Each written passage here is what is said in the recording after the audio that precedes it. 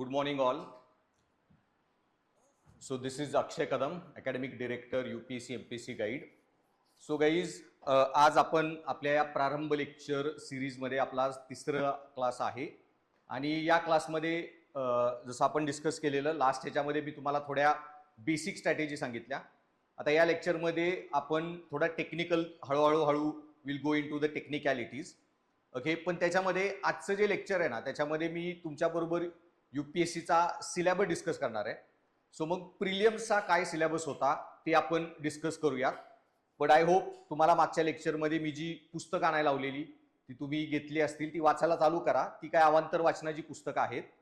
Technical जी पुस्तकं आहेत ती तुम्हाला पुढे मिळत जातील, नोट्स वगैरे मटेरियल.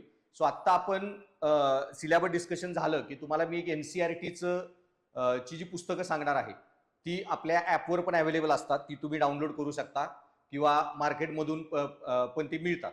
सो ती NCERT बेसिक जी पुस्तकं आहेत 11वी 12वीची ती कुठल्या वेबसाईटवर पण गेला आणि NCERT बुकलेट टाकलं तरी ती मिळून जातात आणि आपण पण मटेरियल तुम्हाला त्याच्या संदर्भात ह्या क्लासच्या PPT वगैरे सगळं मिळत जाईल.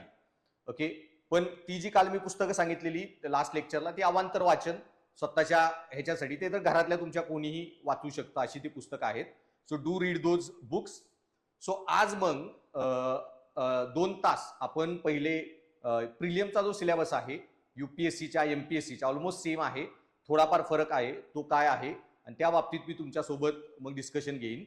सो आजचा जे प्रिलियम्सचा जो सिलेबस आहे त्याच्यामध्ये मी सांगितलेलं की जनरल स्टडीचा 200 मार्काचा पेपर आणि CSAT 200 मार्काचा तो क्वालिफाईंग पेपर आहे. असे 2 पेपर आहेत. UPSC वाल्यांना CSAT क्वालिफाईंग करणं थोडं डिफिकल्ट जातं, ते पण मी बेसिक सांगितलेलं. आता प्रिलियमच्या पेपरमध्ये पण मी आज तुमच्याबरोबर UPSCच्या याचा प्रिलियमच्या GS पेपरचा सिलेबस डिस्कस करेन, CSAT पण सांगेन. उद्याच्या लेक्चरमध्ये आपण CSAT आणि त्याच्यावर कुठले क्वेश्चन आले, कशा टाईपचे क्वेश्चन येतात ते पण मी तुमच्यासोबत डिस्कस करेन.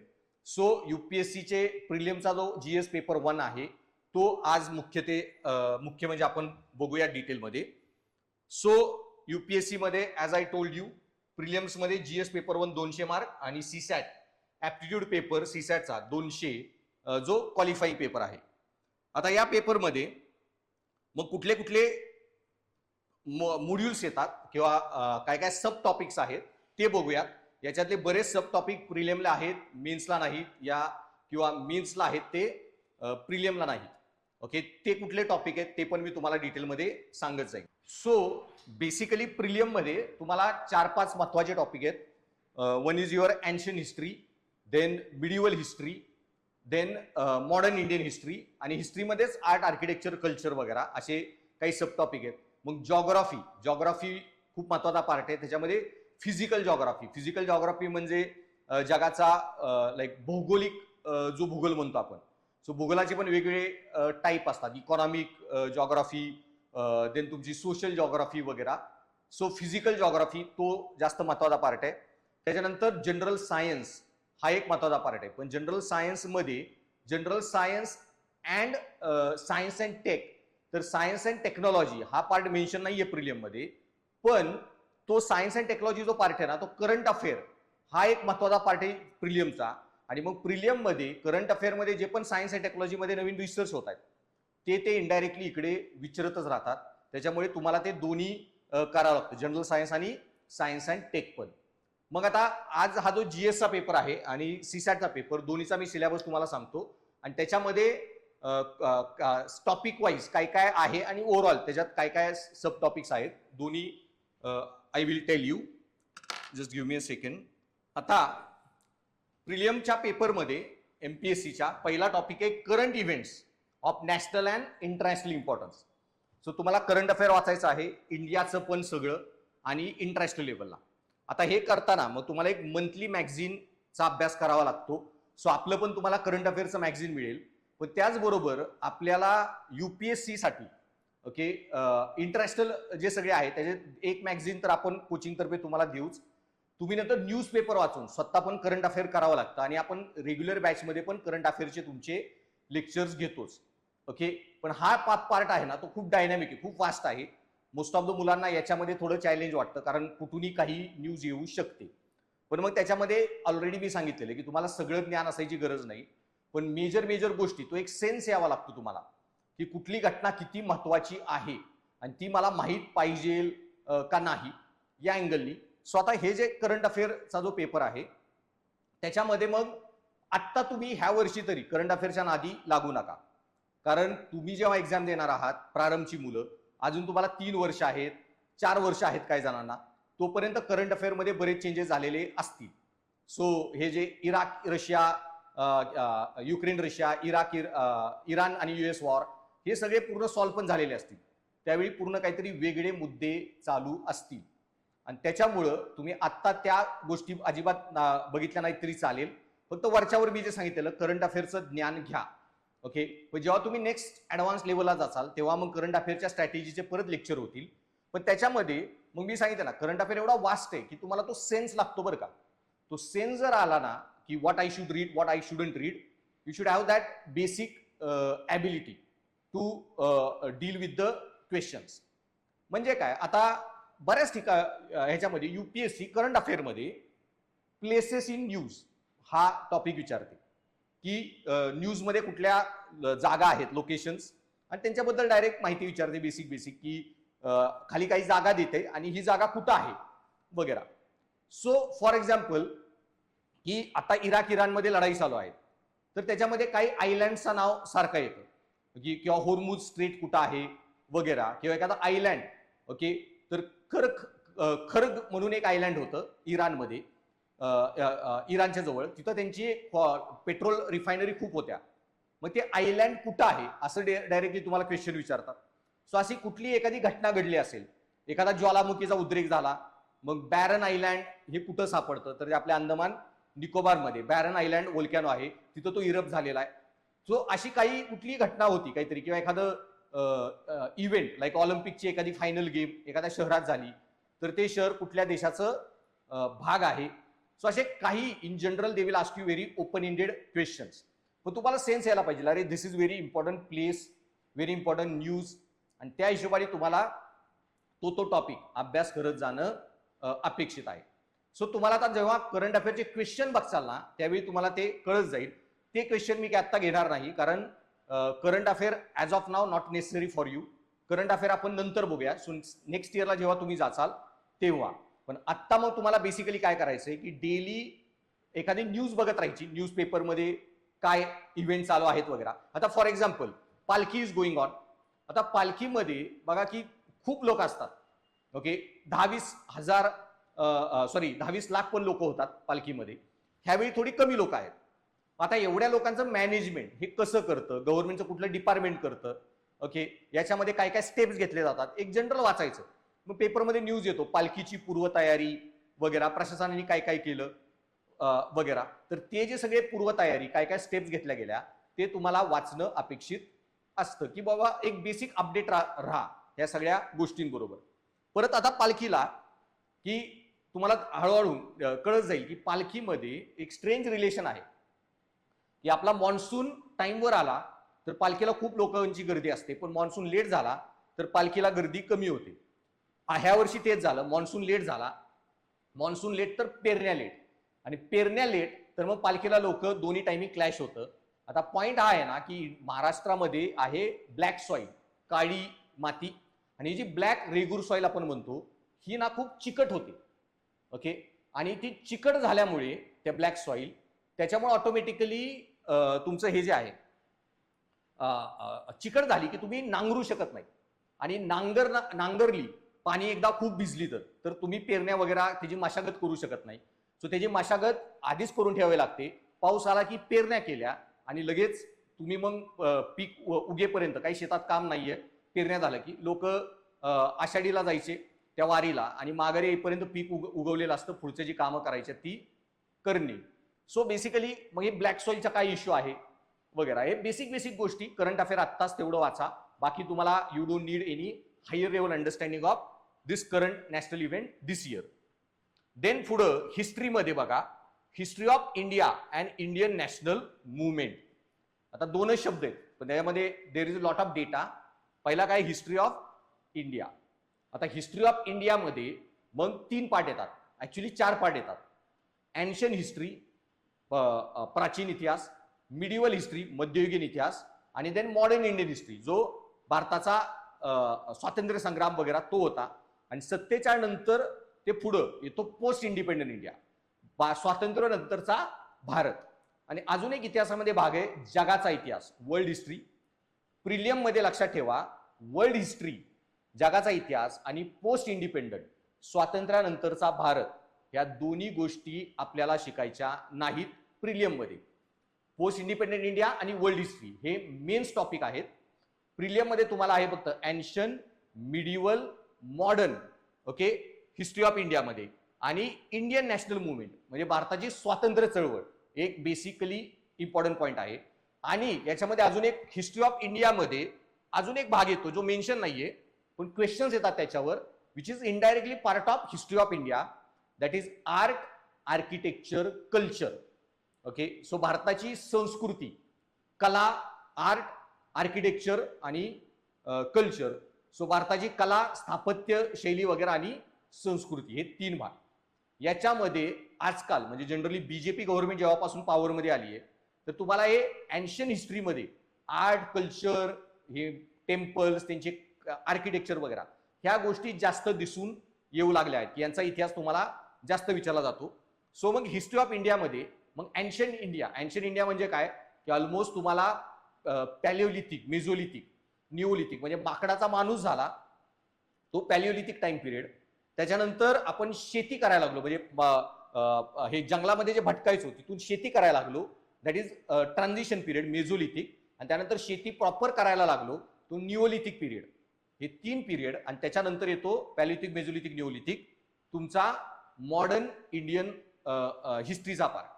ओके, आणि सॉरी एन्शियंट हिस्ट्रीचा पार्ट. आणि एन्शियंट हिस्ट्रीमध्ये मग हडप्पाची हिस्ट्री येते, वेदिक हिस्ट्री येते, महाजनपद वगैरे, ते ऑल द वे तुमचा सातवाना, गुप्ता करत शिवाजी महाराजांच्या पर्यंतचा काळ हा सगळा तुमचा एन्शियंट आणि मिडिवल हिस्ट्रीमध्ये येतो.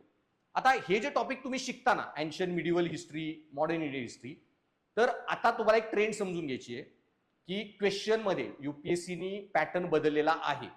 आता तुमच्या घरामध्ये जरी कुणी आधी युपीएससी, एमपीएससी केला असेल, even if they have crack the post, okay, त्यांच्या काळी जे प्रश्न यायचे आणि आत्ता जे प्रश्न येतात टोटली वेगळे येतात, टोटली ती सिस्टीम बदललेली आहे. मग काय त्याच्यात बदल झालेला आहे that I will tell you.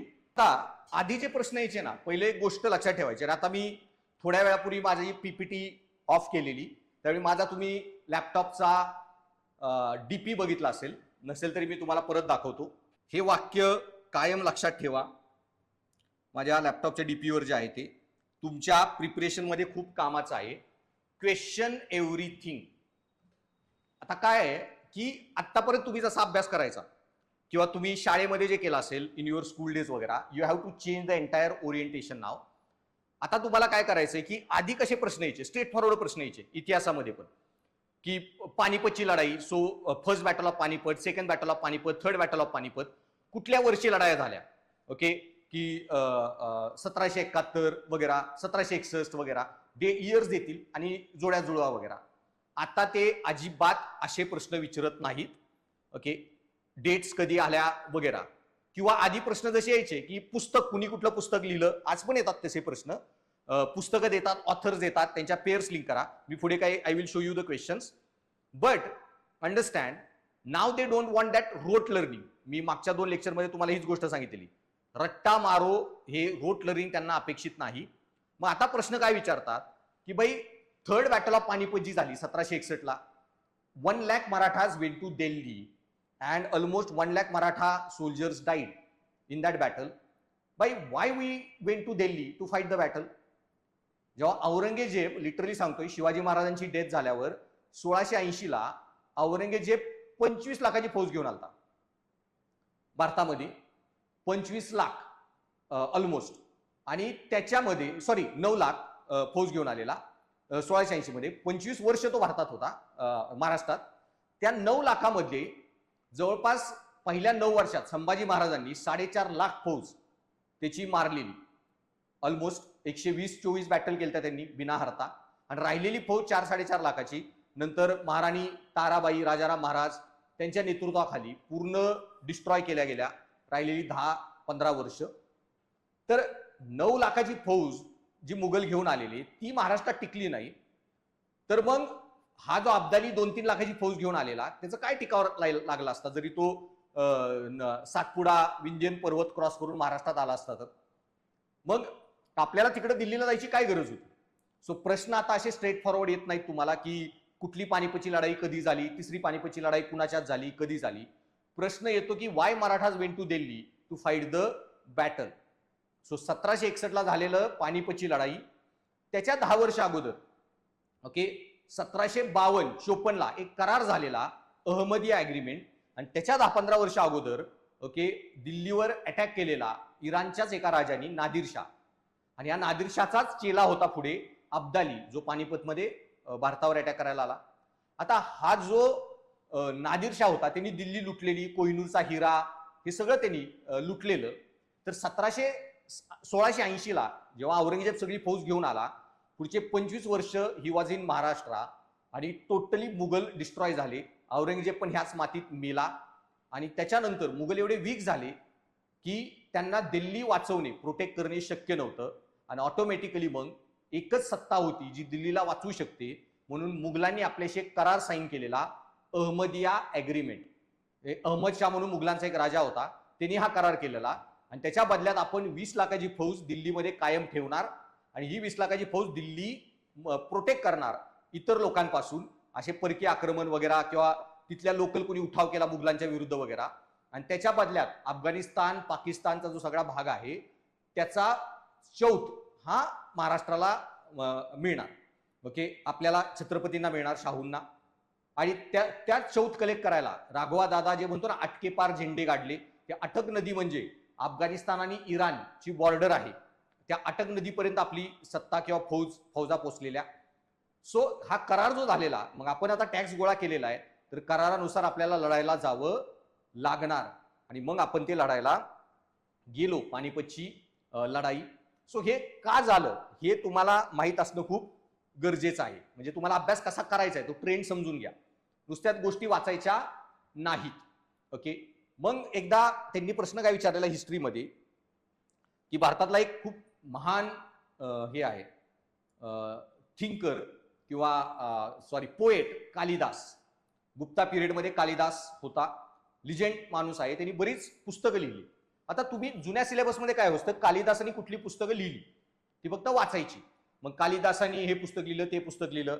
So मग कालिदासांनी याचं 3 नॉवेल्स लिहिले, 2 ड्रामा लिहिले. त्याच्यामध्ये एक पुस्तक होतं त्याचं की मालविका अग्निमित्र. मग युपीएससीने प्रश्न काय विचारलेला की हे जे मालविका अग्निमित्र पुस्तक आहे ते कुणावर आधारित आहे. तसं त्यांनी अभिजात शकुंतलम लिहिलेलं, विक्रम उर्वशियाम लिहिलेलं, परत त्यांनी रघुवंश वगैरे अशी बरीच ड्रामा लिहिलेले, 1-2 कविता आहे त्याची, ऋतुसंहार, मेघदूत, खूप भारी पोएम्स आहेत त्याच्या. मग तुम्हाला ते हे नाही विचारत की त्यांनी काय लिहिलं, ते पण विचारतात, पण आता प्रश्न काय विचारतात की मालविका अग्निमित्र पुस्तकच कशावर होतं, त्या पुस्तकाचा स्टोरी काय होती, हा प्रश्न आलेला युपीएससी मध्ये. म्हणजे तुम्ही समजून घ्या की नुसतं पुस्तक नाही बघायचं, ते पुस्तक कशावर आधारित होतं. तर एक अग्निमित्र नावाचा एक सुंगा राजा होता, आणि त्याच्या कोर्टमध्ये एक दासी होती मालविका, आणि त्या दोघांच्या प्रेम कहाणीवर ते पुस्तक आहे मालविका अग्निमित्र. ओके तसंच त्याचं पुस्तक आहे मग विक्रम उर्वशियाम. ओके तर विक्रम उर्वशियाम तो पुरुरावा म्हणून एक राजा होता आपल्या भारतीय मायथॉलॉजीमध्ये, आणि उर्वशी अप्सरा, त्या दोघांचे स्टोरी त्या विक्रम उर्वशियाम पुस्तकात आहे. तसं अभिजात शकुंतल ही पण एक स्टोरी आहे, त्यांनी लिहिलेलं स्टोरी आहे. मग एक शकुंतला जी ही होती एक अप्सरीची मुलगी होती, मेनकीची मुलगी, आणि एक भरत दुष्यंत म्हणून एक राजा होता, त्या दुष्यंत राजा आणि ती शकुंतला, त्या दोघांच्या लव्ह स्टोरीवर ती स्टोरी आहे. आणि ह्या दोघांचा मुलगा म्हणजे भरत म्हणतो आपण, भरत राजा. आणि हाच भरत राजा जो आहे तो जो भारतावर ज्यांनी पहिल्यांदा म्हणजे भारताला जे नाव भरत राजामुळे पडलं वगैरे, तो भरत राजा. सो हे असे तुम्हाला त्या पुस्तकात काय लिहिलंय हे त्यांना एक्सपेक्ट आहे. आता रट्टा मारणारे लोक नकोय, ज्यांना अंडरस्टँडिंग आहे इश्यूचं ते आता एक्सपेक्ट करतात. ओके मग त्याच्यामध्ये तुम्हाला हिस्ट्री ऑफ इंडिया मध्ये मग येणारे एन्शियंट हिस्ट्री, हा सगळा प्राचीन इतिहास. मग येणार आहे medieval history. Okay, medieval Bharat, मध्ययुगीन भारत, आणि मग येतो तुम्हाला आधुनिक भारत, आणि नंतर मग त्याच्यामध्ये ही सगळी भारतीय स्वातंत्र्य चळवळ, इंडियन नॅशनल मुवमेंट वगैरे या गोष्टीमध्ये. आता याच्यामध्ये इंडियन नॅशनल मुवमेंट हा जो पार्ट आहे ना, तो तुम्हाला प्री मध्ये पण आहे, मेन्स मध्ये पण आहे. एन्शियंट हिस्ट्री आणि मिडिवल हिस्ट्री प्री मध्ये नाहीये, फक्त सॉरी प्री मध्ये आहे, मेन्स मध्ये नाहीये. मॉडर्न इंडियन हिस्ट्री म्हणजे ब्रिटिशांच्या वेळेचा वसाहतवादी भारत जो होता, colonial history, Indian national movement pre मध्ये पण आहे, मेन्स मध्ये पण आहे. आणि आर्ट, कल्चर, आर्किटेक्चर, ओके, हे प्री मध्ये पण आहे आणि मेन्स मध्ये पण आहे. आणि तुमचा जगाचा इतिहास आणि post independent India, world history आणि पोस्ट इंडिपेंडंट फक्त मेन्स मध्ये आहे, प्री मध्ये नाही. तर ते तुम्हाला हळूहळू सिलेबसचं प्रॉपर अंडरस्टँडिंग घ्यावं लागणार आहे, कुठले टॉपिक काय. आता याच्यामध्ये इव्हन मेन्स मध्ये पण क्वेश्चन कसे येतात बघा, की नटराजाची एक मूर्ती आहे, इंडियाच्या आर्ट, आर्किटेक्चर, कल्चर याच्यावर प्रश्न कसा येतो. तर आर्ट, आर्किटेक्चर, कल्चरवर नटराज जो देव आहे, त्या नटराजाची एक मूर्ती, इम्पेरियल चोला म्हणून एक डायनेस्टी होती तमिळनाडूमध्ये, त्यांनी नटराजाच्या मूर्तीला जन्म दिला. त्यांच्या काळी ही मूर्ती जास्त फेमस झाली. आणि आता G20ची समिट झालेली. मग G20च्या समिटला जे G20चे लोक आलेले भारतामध्ये, सगळे leaders, Indian government gifted them this Nataraja idol. ती आपण परत बनवून घेतल्या त्या मूर्त्या आणि प्रत्येकाला गिफ्ट केल्या. आता ती जी नटराजाची मूर्ती आहे ना, त्याच्या मधल्या प्रत्येक गोष्टीमध्ये एक फिलॉसॉफी दडलेली आहे. ओके, ते जे पोज आहे शंकरांची, नटराजाची, त्या प्रत्येक पोज मध्ये हाताच्या जेस्चर्स, त्याचा प्रत्येकाला अर्थ आहे. त्यांच्या हातावर एक साप वरती जातोय, त्या सापाला अर्थ आहे. ओके, त्यांचे काय चालतात पाय एक हवेत आहे, त्या पायाच्या पोझिशनला काहीतरी अर्थ आहे. ते जे सर्कल आहे ज्याच्यात ते नटराजाची मूर्ती आहे, त्याच्यावर जाळ दिसतो आपल्याला, ते क्रिएशनचा हे आहे की रिक्रिएशन, म्हणजे डिस्ट्रक्शन आणि क्रिएशन. सो पूर्ण तत्वज्ञान आहे इंडियन फिलॉसॉफीमध्ये. ते तांडव नृत्य, डान्स ऑफ डिस्ट्रक्शन ज्याला म्हणतो आपण, ते तांडव नृत्य चालू आहे. तिथं खाली एका लहान बाळ आहे, त्या लहान बाळाच्या वरती ते तांडव नृत्य करताना तर ते असुर रिप्रेझेंट केलेला आहे. ओके, सो या प्रत्येक गोष्टीमध्ये काहीतरी सिग्निफिकन्स आहे. मग ह्यांनी प्रश्न काय विचारला की ही जी मूर्ती आहे नटराजाची, ही नटराजाची मूर्तीचा तत्वज्ञान, काय तत्वज्ञान दडलेलं आहे या नटराजाच्या मूर्तीमध्ये, ते तुम्हाला सांगणं अपेक्षित आहे. म्हणजे तुम्हाला अभ्यास करताना जो अभ्यास करायचा आहे तो कशा प्रकारे करायचा आहे ते समजून घ्या. मग आता विठ्ठलाची हे चाललेली, आपली वारी चाललेली. सो मग विठ्ठलाच्या वारीमध्ये पण विठ्ठलाची जी मूर्ती आहे पंढरपूरची, त्या मूर्तीमध्ये बरंच तत्वज्ञान आहे. ओके, ते नंतर मी जेव्हा वेदांत शिकवेन तुम्हाला सांगेन. पण मग विठ्ठलाची मूर्ती जी आहे ना, ती याच्यावर उभी आहे, विटेवर. मग ते विटेवरच का उभी आहे, त्याच्या मागे पण तत्वज्ञान आहे की विटेवरी उभा दिनांचा काय वारी. सो लॉजिक हे आहे की ते जे विटेवर उभा आहे, ओके, की त्याच्यात तुम्हाला एक अभंग पण आहे, देव कोंडला कोंडला, हरी कोंडला कोंडला, देव देवळी कोंडला, की देवळामध्ये ज्याच्याकडे पैसा आहे, ओके, अशाच लोकांना एंट्री किंवा जात बघून एंट्री जी असायची, त्याच्या विरोधात की जर तुमच्याकडे भक्ती असेल ना, तर तुम्हाला कुठल्या देवळात जायची गरज नाही. ओके, तुमच्याकडे भक्ती असेल, निर्मळ भक्तिभाव, तर विठ्ठल तुमच्यासाठी एका विटेवर पण अवतरू शकतो. ओके, मग त्या विठ्ठलाच्या मूर्तीचे डोळे बंद आहेत की माझ्या पुढे कुठलाही माणूस आला, त्याची जात काय, धर्म काय, मला घेणं देणं नाही. तुमचे जात धर्म सगळ्या बाजूला सारून विठ्ठला पुढे सगळे सेम, सगळे वारकरी एकमेकाच्या पाया पडतात. ओके, तर वेदांतामधलं ते तत्वज्ञान आहे की चार आपले जे उपनिषद आहेत, त्या चार उपनिषदामध्ये चार वाक्य आहेत. अहम ब्रह्मास्मी, माझ्यात ब्रह्म आहे. तत्वमासी, तुमच्यात ब्रह्म आहे. अयम आत्मा ब्रह्म, पृथ्वीवरच्या प्रत्येक आजीव जंतू, प्रत्येक माणसात, प्राण्यात, पक्षात ब्रह्म आहे. आणि माझ्यात जो ब्रह्म आहे, तुमच्यात जो ब्रह्म आहे, सगळ्या जीव सृष्टीमध्ये जो ब्रह्म आहे, तोच तो परब्रह्म आहे. मग सगळ्यांमध्येच ब्रह्म आहे, म्हणजे सगळेच सेम आहोत. कुठलाही भेदभाव नाही, कुठला जातीवाद नाही किंवा कुठलं उच्च नीच नाही. त्यामुळे सगळे वारकरी एकमेकाला माऊली म्हणतात आणि देवाला पण माऊली म्हणतात. म्हणजे एकमेकांच्या मधला ब्रह्म, आणि एकमेकांच्या पाया पडतात. लहान पण मोठ्यांच्या पडतात, मोठे पण लहानांच्या पडतात. सो या प्रत्येक गोष्टीमध्ये काय तत्वज्ञान आहे ती अंडरस्टँडिंग युपीएससीला लागते. आता नुसतेच रट्टा मारून मी आधी सांगितलंय, गोष्टी करायच्या नाही. सो प्रत्येक गोष्ट समजून घ्यायची. हे असंच का, मग त्याच्यामध्ये मी जे लिहिलेलं क्वेश्चन एव्हरीथिंग. ओके, मग हे प्रश्न तुम्हाला पडले पाहिजेत. मग आता ही वारी कधीपासून चालू झाली आहे, स्वतःला प्रश्न विचारायचे, उत्तर शोधायची. ओके, आता ही वारीची परंपरा काय आत्ताची नाहीये. किंवा ज्ञानेश्वर तुकाराम महाराजांबरोबर पण चालू नाही झालेली किंवा त्यांच्या मृत्यूनंतर. लोक त्यांच्या आधीपासून पण वारीला जात होते. तुकाराम महाराजांच्या नंतर, त्यांच्या मृत्यूनंतर त्यांच्या पादुका घेऊन जायचं त्यांच्या फॅमिलीमध्ये चालू झालं, पण स्वतः तुकाराम महाराज पण वारी करायचे. ओके, सो खूप जुनी हजारो वर्षाची ती परंपरा आहे. मग तुम्हाला या सगळ्याची कारणं शोधता आली पाहिजे, ते असंच का वगैरे. मग त्याच्यामुळे आता फॉर एक्झाम्पल आपण उस्मानाबाद जिल्ह्याला धाराशिव नाव दिलं. बाई धाराशिव नाव का दिलं?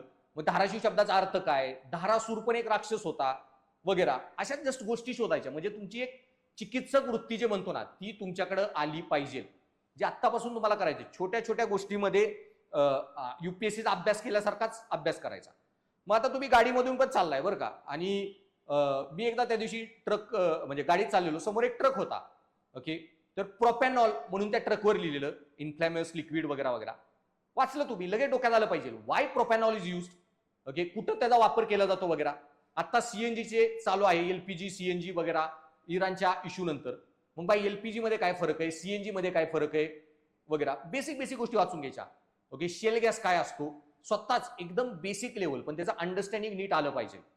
ओके, मग आता जे इराण हॉर्मुजची लढाई चालू आहे, मग तिथूनच ऑइल काय येतंय बरं, मिडल ईस्ट मध्येच ऑइल का आहे, तिथं काय कारण आहे, तिथं इतकं ऑइल असण्याचं, जगात दुसरीकडे ऑइल का नाहीये, भारतात ऑइल का नाहीये, ह्या सगळ्यांमागं काहीतरी कारण आहेत. फक्त काम काय करायचं तुम्हाला, क्वेश्चन एव्हरीथिंग, प्रश्न विचारत जायचा. आजपासून ती वृत्ती, कुठली गोष्ट वरच्यावर घ्यायचीच नाही, प्रत्येक गोष्टी मागं प्रश्न विचारायचा.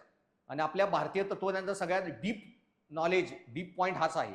आपल्या तत्वज्ञानामध्ये, स्पेशली हिंदू धर्मामध्ये कुठंही आज्ञा येत नाहीत, कमांडमेंट्स. ओके, भगवद्गीतेमध्ये कृष्णाला पण अर्जुनाने प्रश्न विचारले. ओके, आपण इंडियन तत्वज्ञानामध्ये देवांना पण प्रश्न विचारलेत, तर तुम्ही पण प्रश्न विचारायचे प्रत्येक गोष्टीवर, हे असंच का वगैरे. सो मग तुमचं जे अंडरस्टँडिंग वाढत जाईल. त्याशीच आता छोट्या छोट्या गोष्टी ज्या तुम्हाला माहिती आहेत पण तुम्ही त्या कधी विचारलं नाहीये, त्या तुम्ही विचारून घ्यायची सवय लावायची. आता शिवाजी महाराजांनी राज्याभिषेक केला 1675च्या आसपास. भाई 1675च्या आसपास जो राज्याभिषेक केला, राज्याभिषेक करायची गरज का होती? राजे तर तसे त्यांनी खूप एरिया जिंकलेला ऑलरेडी, खूप मोठं राज्य त्यांच्या ताब्यात होतं. मग राज्य छत्रपती बनण्यामध्ये काय स्ट्रॅटेजी होती, त्याच्या मागे उद्देश काय होता? ओके, त्याच्यामध्ये पण खूप रिझन होते. कारण याच्या अगोदर, शिवाजी महाराजांच्या अगोदर महाराष्ट्रावर, ओके, जेव्हा कुठल्या मराठा राजसत्ता ज्या राज्य करत होत्या, म्हणजे मराठा नाव नव्हतं तेव्हा, पण जे मराठा राजेशाही सत्ता होत्या त्या काळच्या, ह्या आधी वेगवेगळी नाव होती. म्हणजे जसे चालुक्य राज्य होतं, खूप जुने 6व्या शतकात 7व्या शतकात चालुक्य राज्य होते. त्यांचंच पुढे ते साळुंखे नाव पडलं, आजचं जे साळुंखे आडनाव जनरली येतं. किंवा जे कदंब राजे होते, जसं कदम आडनाव आजचं आहे, तसे हे यादवजी डायनेस्टी होती, देवगिरीचे यादव, तेच यादव म्हणजे पुढे जाधव. आणि आपल्या जिजामाता ज्या होत्या त्या जाधव फॅमिलीतल्या होत्या, घराण्यातल्या. मग शिवाजी महाराजांच्या अगोदर 300-400 वर्षापूर्वीपर्यंत, 400 वर्षापूर्वीपर्यंत हे जे मराठा राजघराणी होती त्यांचे राज्य होतं महाराष्ट्रावर. ओके, मग काय म्हणतात तिकडे जे जावळीचे मोरे म्हणतो आपण, ते जावळीचे मोरे मौर्य राजवंश होता अशोक सम्राटचा, त्याचे ते वंशज होते. ओके, हे असे बरेच राजघराणी होती. ओके, बुंदेले राजपूत जे होते ते महाराष्ट्रात बांदल देशमुख अशी नावं पडली. ही राज्य करत होती. ओके, हेच इथले सम्राट लोक होती. पण सगळ्यात मोठा राज्य ज्यांचं होतं लेटेस्ट, म्हणजे सगळ्यात लास्ट मध्ये, ते होते देवगिरीचे यादव, जे पुढं जिजामातांची जाधव फॅमिली. आता हे जे देवगिरीचे यादव जेव्हा लढाई हरले, मलिक काफूरनी जेव्हा हल्ला केला अल्लाउद्दीन खिलजीच्या काळामध्ये, ते राजघराणं कोलॅप्स झालं. आणि ते राजघराणं कोलॅप्स झाल्यानंतर पुढचे 400-500 वर्ष जवळपास, म्हणजे शिवाजी महाराजांच्या टाइम पिरियड पर्यंत 250-300 वर्ष खूप खूप मोठा काळ होतो. कुठल्याही मराठा राजांनी महाराष्ट्रावर राज्य केलं नव्हतं स्वतंत्रपणे. सगळे हे आदिलशाही किंवा नंतर आलेले मुघल्स, निजामशाही, बहामनी ह्यांच्या अंडर, ओके, सरदार म्हणून काम करत होते. जसे शहाजीराजे पण सरदार होते निजामशाहीमध्ये, नंतर आदिलशाहीमध्ये. सो त्याच्यामुळं जरी शिवाजी महाराजांनी स्वतःचं राज्य निर्माण केलं, आणि शिवाजी महाराजांकडे जी पुण्याची जहागिरी होती ती पण कोणाची होती, सुरुवातीला निजामशाहीची, नंतर ती आदिलशाहीकडे गेलेली. सो आदिलशाहीचेच जहागिरी होती त्यांच्याकडं. मग शिवाजी महाराजांनी उठाव केला ना, ह्याला दिल्लीमध्ये किंवा इतर भारताच्या भागांमध्ये एका सरदाराचा उठाव, असं मानलं जायचं. ओके, डेक्कनमध्ये किंवा त्याला रिव्होल्ट म्हणायचे. ओके, उठाव. आणि शिवाजी महाराजांना आता हीच इमेज बदलायची होती की मी कोणी असा उठाव केलेला एखादा कॉमन माणूस नाहीये, सरदार नाहीये. ओके, हे कुठलं बंड नाहीये, एक स्वतंत्र राज्य निर्मितीची संकल्पना आहे. एक छत्रपती म्हणून मी एक स्वतंत्र राजा आहे. आमची आधी राजघराणी होती आणि आता मी परत ते राजघराणं परत आणलेलं आहे, परत अस्तित्वात घातलेलं आहे. मी एक स्वतंत्र राजा आहे आणि इथून पुढं म्हणजे किती जरी राज्य जिंकलं तरी नॉर्थमध्ये इमेज अशी होती की सरदारच आहे. पण आता शिवाजी महाराजांनी सांगायचं होतं मी सरदार नाही, मी इक्वल आहे. ओके, की मी पण छत्रपती आहे, तुम्ही तुमचे राजा असाल, मी पण इथला महाराज आहे. सो हे दाखवून शिवाजी महाराजांनी मग इतर राजांना सांगितलं की ज्यांनाही माझी मदत पाहिजे, माझ्या छत्राची मदत पाहिजे, मला कळवा. आणि शिवाजी महाराज त्यांना मग मदत करत होते. जसे एक राणी चेन्नम्मा होती, तिच्यावर हल्ला झालेला, तिने शिवाजी महाराजांना पत्र लिहिलं. तिच्या नवऱ्याच्या मृत्यूनंतर उठाव चालू होता तिच्या राज्यात, तिने शिवाजी महाराजांना पत्र लिहिलं. शिवाजी महाराजांनी खूप मोठी फौज पाठवली तिच्या मदतीला. सो छत्रपती का होणं याच्या मागं पण खूप मोठी आयडियोलॉजी होती, ते राज्याभिषेक करण्यामागं. सो हे जे सगळे पॉइंट आहेत हे तुम्हाला का नीट समजून घ्यायचं, तरच हिस्ट्रीचा जो अभ्यास होतो तुमचा. तसंच पुढं मग इंडिया आणि वर्ल्ड जॉग्राफी. ओके, आता लक्षात घ्या, जगाचा इतिहास तुम्हाला नाही अभ्यासायचा, पण जगाचा भूगोल, physical, social, economic, geography of India and the world. आता याच्यामध्ये पण इंडियन अँड वर्ल्ड जॉग्राफीमध्ये फिजिकल हा पार्ट जो आहे, फिजिकल जॉग्राफी, याच्यावर जास्त प्रश्न येतात. सोशल इकॉनॉमिक वर पण येतात, पण कंपॅरेटिव्हली कमी.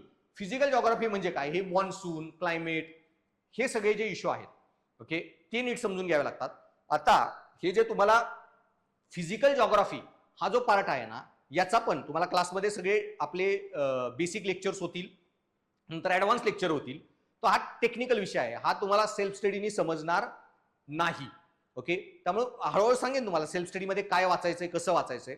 ओके, पण आता मॉन्सून वगैरे चाललाय, तर मॉन्सून मध्ये तुम्ही काल गेल्या महिनाभर पेपरमध्ये सारखंच वाचताय एल निनो ला निना, एल निनो ला निना. मग एल निनो ला निना हा काय प्रकार असतो, वरच्यावर माहिती समजून घ्या. खूप टेक्निकल कन्सेप्ट आहेत, हायर लेवल मी नंतर सांगेन तुम्हाला, पण आता एक बेसिक लेवलला गोष्टींची जाण ठेवा. आणि त्याच्यामध्ये मग सिलेबस बघा, इंडिया आणि वर्ल्ड जॉग्राफी. आता वर्ल्ड जॉग्राफी पण शिकणं गरजेचं आहे. का, इतिहास जरी भारतापुरता मर्यादित असला तरी क्लायमेट हे भारतापुरतं मर्यादित नसतं. ते पेरू कोस्ट जो आहे ना साऊथ अमेरिकेचा, तिथं होतो एल निनो. इंडिया हिते, ऑस्ट्रेलिया हिते, इकडं आहे तो पेरूचा कोस्ट, तिथे होती ही घटना एल निनो ला निना, आणि त्याच्यामुळं भारतात पडतो दुष्काळ. एवढं इंटरकनेक्टेड वर्ल्ड आहे. आणि याच्यामुळे तुम्हाला मग जॉग्राफी शिकताना जगाची जॉग्राफी नीट समजून घेणं गरजेचं आहे. आणि त्याच्यामध्ये फिजिकलमध्ये मग फिजिकल जॉग्राफीमध्ये हे नद्या, पर्वतरांगा वगैरे, मग त्याच्यामध्ये पण तुम्हाला काय अपेक्षित असतं, म्हणजे त्यांना प्रश्न. आता काही काही प्रश्न तर युपीएससी खूप सोपे विचारते, पण तुम्हाला वाटतं हा प्रश्न खूप सोपा होता, पण ट्रिक असते त्याच्यामध्ये. आता भारतामध्ये सगळ्यात मोठी कोस्ट लाईन, किनारपट्टी कुठल्या राज्याला आहे? मग तुम्हाला वाटेल सगळ्यात मोठी किनारपट्टी यार इकडे तामिळनाडू खूप मोठं आहे, केरळ खूप मोठं आहे, आंध्रा पण खूप मोठा आहे. आणि मग तुम्ही तसे पर्याय बघता आणि मार्क करायला जाता आणि तुम्हाला वाटतं अरे लय सोपा प्रश्न होता. हा आलेला प्रश्न आहे, सगळ्यात मोठी किनारपट्टी गुजरातला आहे. ओके, कारण गुजरातचा जसा शेप आहे त्याच्यामुळे खूप मोठी किनारपट्टी गुजरातमध्ये आहे, आणि हे तुम्हाला समजून येत नाही. सो बेसिकली पण फिजिकल जॉग्राफीमध्ये जे ते प्रश्न विचारतात, ओके, की कुठल्या नद्या ईस्टला जातात, कुठल्या नद्या वेस्टला फ्लो होतात. बरं, हिमालयाच्या जे डोंगर रांगा आहेत, ओके, नॉर्थकडून साऊथला गेला किंवा साऊथकडून नॉर्थला, ह्या पर्वतरांगांचा सिक्वेन्स काय येतो वगैरे. देन आपल्या ह्या ज्या वेस्टर्न घाट्समध्ये त्या नद्या आहेत आपल्या प्लेटवर, की north to south, Kaveri, Narmada, Tapi, Krishna, Bhima, Godavari, north to south त्यांचा सिक्वेन्स अरेंज करा. हे असे जे प्रश्न येतात, तर तुम्हाला भौगोलिक भारताचे हे जी सगळी भौगोलिक रचना आहे ती नीट समजून घ्यायची आहे. बरं, भारत असाच का बनला आहे? बरं, हिमालयातला जो पर्वत आहे आणि वेस्टर्न घाट्स मधले त्याच्यात काय फरक आहे, काय सिमिलरिटी आहे? आपला जो वेस्टर्न घाट आहे हा ज्वालामुखीचा आहे, हिमालय जो आहे तो गाळाचा समुद्र आहे. ओके, मग याच्यामधून काय फरक पडतो वगैरे. ओके, हे सगळं जे आहे ते तुमचं फिजिकल जॉग्राफी. नंतर येतं तुमचं सोशल जॉग्राफी. सोशल जॉग्राफी म्हणजे काय, की जॉग्राफी फक्त भूगोल भौगोलिक परिस्थिती जी नसते, तर कुठल्या भारतामध्ये जाती आहेत, धर्म आहेत, ओके, सो कुठले ट्राईब्स आहेत वगैरे, आणि त्यांचं काय अन्न धान्य काय खातात पितात वगैरे, हा सगळा पार्ट जो येतो तो तुमचा सोशल आणि इकॉनॉमिक जॉग्राफी. इकॉनॉमिक जॉग्राफीमध्ये भारतामध्ये कुठल्या राज्यामध्ये कुठलं पीक होतं, कुठली इंडस्ट्री आहे वगैरे, हा सगळा जो पार्ट आहे तो येतो तुमचा इकॉनॉमिक जॉग्राफीमध्ये. सो फिजिकल, सोशल आणि इकॉनॉमिक जॉग्राफी. आणि सोशल इकॉनॉमिक प्रीला कमी आहे, मेन्सला जास्त विचारतात. प्रीमध्ये फिजिकल जॉग्राफी. आणि हे फक्त इंडियाचं नाही, वर्ल्ड पण बघायचं आहे. वर्ल्ड जॉग्राफी, आता वर्ल्ड जॉग्राफीमध्ये बरेच तुम्हाला अमेरिकेमध्ये काय क्लायमेट असतं वगैरे, तिथं कुठली शेती होती, काय उत्पन्न होतात, हे सगळं बघायचंय. अमेरिकेमध्ये पण कुठली इंडस्ट्री आहे, किंवा ऑस्ट्रेलिया किंवा आफ्रिका, तिथं कुठली खनिजं मिळतात वगैरे, ह्या गोष्टी खूप महत्वाच्या आहेत. आता कसं आहे ना, की आता आपला ऑइलचा सप्लाय बंद झाला इराण इराकमध्ये थोडा युद्ध झाल्यावर. मग आपल्याला, तुम्ही ॲज अ अधिकारी उद्या इंडियन फॉरेन सर्व्हिसमध्ये आहात, तुम्हाला माहित पाहिजे की बाई दुसरीकडून ऑइल कुठून मिळू शकतं, किंवा रेअर अर्थ एलिमेंट्स तुम्ही ऐकले असतील, सारखेच रेअर अर्थ एलिमेंट सारखं चालू आहे न्यूजमध्ये. आणि चायनानी रेअर अर्थ एलिमेंटचा सप्लाय ब्लॉक करतं बऱ्याच वेळा. जगात सगळ्यात जास्त rare earth element China supply करतं. मग आता चायनानी ब्लॉकेड केलं तर मग आपण आपली इलेक्ट्रॉनिक इंडस्ट्री चालणार कशी? मग त्यासाठी रेअर अर्थ एलिमेंट आपल्याला अजून कुठून मिळू शकतात, कुठल्या देशामध्ये रेअर अर्थ एलिमेंट आहेत.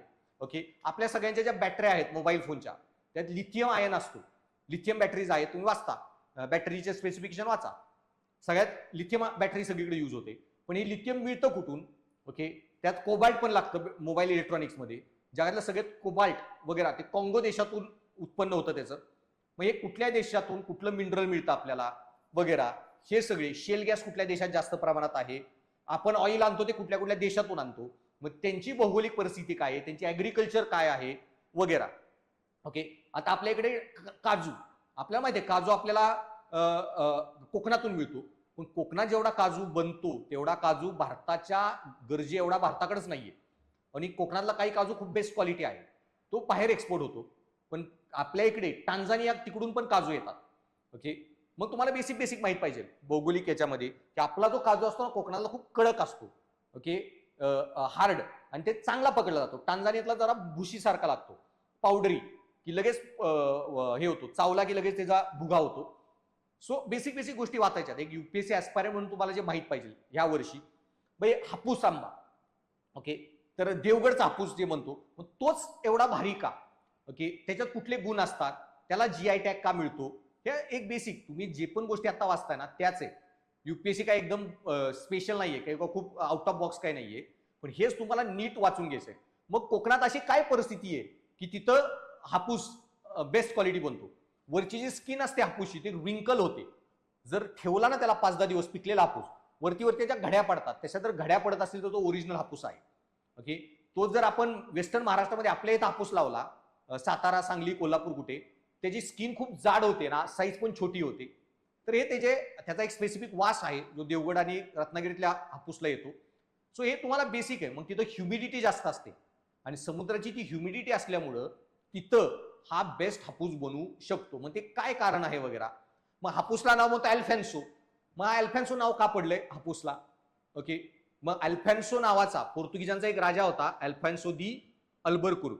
आणि हा जो अल्फॅन्सो दी अल्बरकुर्क होता, त्याला बॉटनीमध्ये एक्सपेरिमेंट करायला आवडायचं, आणि त्यांनी 2 हापूसच्या आपल्या इथल्याच व्हरायटी होत्या, त्या 2 हापूसच्या व्हरायटीचं ब्रीडिंग केलं, क्रॉस ब्रीडिंग केलं, आणि हापूस व्हरायटीला जन्म दिला. सो हापूसचा जन्म त्या पोर्तुगीज गव्हर्नरनी बनवलेली आहे. पण इंडियातल्या 2 प्रजातींचा क्रॉस ब्रीड केला, आंब्याच्या 2 जुन्या जातींचा, आणि त्याच्यामुळे त्याच्यावरून त्याला नाव दिलं अल्फॅन्सो. तो एकदम बेसिक भूगोलामध्ये पण आता तुम्ही या गोष्टी शिकून घ्या. असं नाहीये की सगळे प्रश्न एवढे सोपे येतात, बेसिक प्रश्न अवघड पण असतात खूप. पण ते वाचताना आत्ता तुम्हाला जी तयारी करायची ती अशी बेसिक करायची आहे, एवढं लक्षात ठेवा. त्याचे प्रश्न पण दाखवतो मी पुढे. देन नंतर येतो इंडियन पॉलिटी आणि गव्हर्नन्स.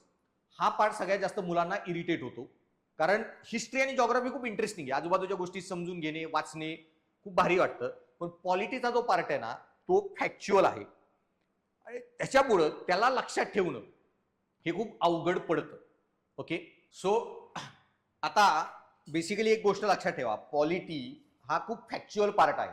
आता हा जो पॉलिटीचा पार्ट आहे ना, याच्यामध्ये काय आहे की तुमच्या सिलेबसमध्ये संविधान तुम्हाला स्टडी करायचे, कॉन्स्टिट्यूशन. आता हा पार्ट तुम्ही आत्ता करू नका. ओके, जेव्हा तुम्हाला हे होईल ना, याचे लेक्चर्स होतील बेसिक लेवलचे, त्याच्यानंतर हा पार्ट थोडाफार वाचा आणि आत्ता तेवढाच राहू द्या. तुम्ही सेकंड इयर ॲडव्हान्समध्ये हा पार्ट जास्त स्टडी करा. आत्ता तुम्ही ह्या वर्षी मी पुढे सांगेन काय काय अभ्यास करायचा आहे वगैरे, पण त्याच्यामध्ये हिस्ट्री आणि जॉग्राफी जो आहे ना, तो पार्ट जास्त करा, कारण तो इंटरेस्टिंग आहे आणि कन्सेप्च्युअल आहे, विसरत नाही. पॉलिटी जे आहे ना, त्यात कन्सेप्ट नाहीत पण फॅक्ट्स खूप आहेत. आणि सो आता ऍक्च्युली काय ना, आपली जी मेमरी आहे ही 3-4 प्रकारची असते. एक गोष्ट नीट समजून घ्या. आपल्याला 4 प्रकारच्या मेमरी असतात. One is emotional memory, another is a conceptual memory, third is a procedural memory आणि one is a factual memory. आता तुमची जे इमोशनल मेमरी म्हणतो ना आपण, ही सगळ्यात स्ट्रॉंग असते, कारण आपण जेव्हा चिंपांजी होतो ना आणि माकडाचा माणूस झाला, त्या चिंपांजीकडे पण ही इमोशनल मेमरी होती. आता इमोशनल मेमरी म्हणजे काय, ती खूप स्ट्रॉंग असते. म्हणजे काय की ज्या घटना इमोशनल असतात ना, त्या आपल्याला खूप स्ट्रॉंगली लक्षात राहतात. फॉर एक्झाम्पल, बेसिकली की तुमच्या घरामध्ये झालं असू नाही, पण जर आजी आजोबा किंवा एखाद्या काका मामा कोणाची डेथ झाली आणि ती डेथ झाल्यावर तुम्हाला तुमचं वय एवढं होतं की 7वी 8वी 9वी 10वी कळतं तुम्हाला मृत्यू कन्सेप्ट काय असतो, संकल्पना वगैरे हे काढण्याचं तुमचं वय होतं. तर तुम्हाला तो जो दिवस आहे ना, तो आज पण आठवेल. की किंवा तुम्हाला नोटबंदी झाली तर ते तुम्हाला कधी कळलं, त्यावेळी तुम्ही कुठे होता. अशा काही ज्या घटना असतात इमोशनल नेचरच्या, की तुम्ही एखाद्या टुरिस्ट स्पॉटला गेला आणि खूप भारी सीन तिथे तुम्हाला बघायला मिळाला, अशा काही घटना असतात ना, त्या तुमच्या डोक्यामध्ये कायम राहून जातात. कारण त्या भावनिक बुद्धिमत्ता म्हणतो त्याला, भावनिक त्याला नेचर ते टच असतो, इमोशनल मेमरी. त्याच्यानंतर असते तुमची प्रोसिजरल मेमरी. प्रोसिजरल मेमरी म्हणजे काय, आणि ही इमोशनल मेमरी आहे ना, त्यामुळे खूप स्ट्रॉंग असते, प्रचंड दीर्घकाळ ती टिकते. तुम्हाला तुमच्या लहानपणीच्या पण बऱ्याच गोष्टी आठवतील वगैरे, त्याचा खूप स्ट्रॉंग इम्पॅक्ट असतो ब्रेनवर. तशीच असते तुमची दुसरी प्रोसिजरल मेमरी. प्रोसिजरल मेमरी म्हणजे काय, चहा पिणे वगैरे, त्यात काय आपण डोकं नाही चालू, स्विमिंग वगैरे. तुम्हाला एकदा स्विमिंग जमलं, कधीही पाण्यात सोडलं तुम्ही पोहू शकता. गाडी ड्रायव्हिंग तुम्ही कधी गाडीमध्ये बसवलं, एकदा ड्रायव्हिंग शिकला, ऑटोमॅटिकली ते जमून जातं. तो ही आहे प्रोसिजरल मेमरी. ओके, ती पण खूप स्ट्रॉंग असते. त्याच्यानंतर असते तुमची कन्सेप्च्युअल मेमरी. कन्सेप्च्युअल मेमरी म्हणजे काय, कन्सेप्ट. आता आपण लहानपणापासून आपला ब्रेन जो आहे ना, जसा इव्हॉल्व्ह झालाय कन्सेप्ट शिकायला, स्टोअर करायला. म्हणजे काय कन्सेप्च्युअल मेमरी, तर आपण झाडांचं जसं क्लासिफिकेशन करतो. ओके, सो कन्सेप्च्युअल मेमरी म्हणजे काय, की बाई कुठला प्राणी, म्हणजे आपण लहान बाळाला जसं शिकवतो की बघ हे 4 पायाचे म्हणजे प्राणी आहेत, हवेत उडणारे पक्षी आहेत, तो लगेच कॅटेगरी बनवतो की प्राणी आणि पक्षी. मग त्याला त्याला अचानकच कुत्रं दाखवलेलं तुम्ही, पण त्याला मांजर दिसलं, मग ह्याला पण 4 पाय आहेत, मग आपण सांगतो हे कुत्रं हे मांजर आहे, परत ते कॅटेगरी बनवतो हे कुत्रा हा मांजर. मग अचानक त्याला हत्ती दिसला, मग त्याला कळतं अरे हा पण प्राणी आहे 4 पायाचा, मग तो अजून एक कॅटेगरी बनतो हत्ती, की ज्याचं नाक लांब तो हत्ती. मग त्याला परत जिराफ दिसला, अरे हा पण वेगळं आहे काहीतरी, मग तो परत एक कॅटेगरी बनवतो, लांब मान जिराफ. तो तुम्ही तुमची जी ब्रेन आहे ना, आपण असा कॅटेगराईज करतच इव्हॉल्व्ह होतो. कन्सेप्ट, आपण हे सगळ्या गोष्टी अशा कन्सेप्च्युअली लक्षात ठेवतो. अरे ह्या कन्सेप्टमध्ये हे असं बसतंय, ह्या लॉजिकमध्ये हे असं बसतंय. ही पण मेमरी कंपॅरेटिव्हली स्ट्रॉंग असते, पण इमोशनल आणि प्रोसिजरल मेमरी या सगळ्यात स्ट्रॉंग असतात. आणि सगळ्यात लास्ट असते फॅक्च्युअल मेमरी. ओके, आणि सगळ्यात वीक असते ना ती फॅक्च्युअल मेमरी. ही जी फॅक्च्युअल मेमरी आहे ना, रट्टा मारणारी गोष्ट. का, कारण मला सांगा, तुमच्या आजोबा पंजोबामध्ये कोण होता का शिकलेला, की त्यांनी न्यूटनचा फॉर्म्युला लक्षात ठेवला, स्पीड ऑफ लाईट लक्षात ठेवला, ग्रॅव्हिटीचा कॉन्स्टंट लक्षात ठेवला वगैरे, किंवा ही संविधानाची आर्टिकल लक्षात ठेवली. तर आपले बापजादे काय बेसिक लेवलला फक्त नॉलेज असायचं त्यांच्याकडे, बाकी ना कधी शाळेत पण गेलेले निम्मे लोक, ना ह्यांनी कुठल्या गोष्टी शिकलेल्या. त्यामुळं आपण कधी फॅक्ट्स लक्षातच ठेवल्या नाहीत, त्यामुळे त्याच्यात तुमचा इश्यू नाही होणार आहे. हा प्रत्येक विद्यार्थ्याचा प्रॉब्लेम आहे, फॅक्ट्स लक्षात राहत नाहीत. त्याच्यामुळे त्याला रिपीट करून सारखं वाचावं लागतं. त्यासाठी काय काय करायचं त्या टेक्निक पण मी पुढे त्या विषयाचा सांगेन. पण एस्पेशली पॉलिटीचा जो विषय, इकॉनॉमिक्स जो आहे ना, त्यात कन्सेप्ट 50% असतील, 60%, 40-50% त्याच्यात फॅक्ट्स पण आहेत. आणि त्या फॅक्ट्स लक्षात ठेवायला मग तुम्हाला काही सेपरेट लिस्ट बनवावी लागते फॅक्ट्सची, पुस्तकाची. तर त्या विषयाचं जेव्हा सेपरेट लेक्चर होईल, ह्या सगळ्या विषयांचे सेपरेट पण लेक्चर होतील, ती फॅकल्टी सेपरेट लेक्चर घेईल, तेव्हा मी तुम्हाला ह्या गोष्टींबद्दल डिटेलमध्ये सांगेन. मग इंडियन पॉलिटी आणि गव्हर्नन्स, कॉन्स्टिट्यूशन, पॉलिटिकल सिस्टीम, पंचायती राज, पब्लिक पॉलिसी, राईट्स इश्यू, हे सगळे जे टॉपिक आहे त्याच्यामध्ये. सो पॉलिटीमध्ये तुम्हाला संविधान पूर्ण समजून घ्यायचं आहे आणि सगळ्याच गोष्टी संविधानात नाही आहेत, संविधानाच्या बाहेर पण बऱ्याच गोष्टी. मग ह्याच्यात राष्ट्रपती काम काय करतो, राष्ट्रपतीचे पॉवर कुठले, गव्हर्नर काय करतो, गव्हर्नरचे पॉवर कुठले, सीएमचे पॉवर काय, पीएमचे पॉवर काय, आपले डिस्ट्रिक्ट कलेक्टरच्या पॉवर्स काय, जिल्हा परिषद अध्यक्षाच्या पॉवर काय, सीईओच्या पॉवर काय वगैरे, हे सगळे जे आहे ते सगळं तुमचं पंचायती राज वगैरे याच्यामध्ये येतात. पॉलिटिकल सिस्टीम्स, पंचायती राज आणि पब्लिक पॉलिसी, ह्या वेगवेगळ्या जे पॉलिसीज आहेत, म्हणजे तुमची माहितीचा अधिकार किंवा तुमचं राईट टू एज्युकेशन, शिक्षणाचा अधिकार, ती right to education policy, Lokpal Lokayukta bill, whistle blower protection law, असे बरेच कायदे आहेत, किंवा इंदिरा आवास योजना, अशा महत्वाच्या काही स्कीमा आहेत भारत सरकारच्या. 40-50 स्कीम असतील, त्या सगळ्या रट्टा माराव्या लागतात.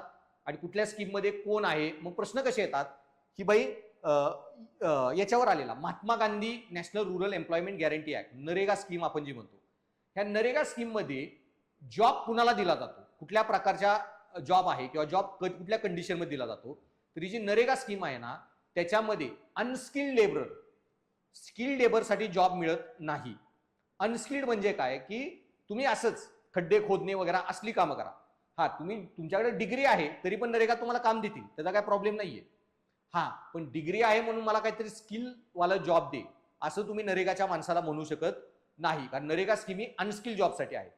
ओके, तसं प्रत्येक स्कीम मध्ये काहीतरी बेनिफिशरी आहेत, कुणाला त्या स्कीमचा लाभ मिळू शकतो, त्याचे क्रायटेरिया काय वगैरे, हे सगळे नियम तुम्हाला माहित पाहिजेत.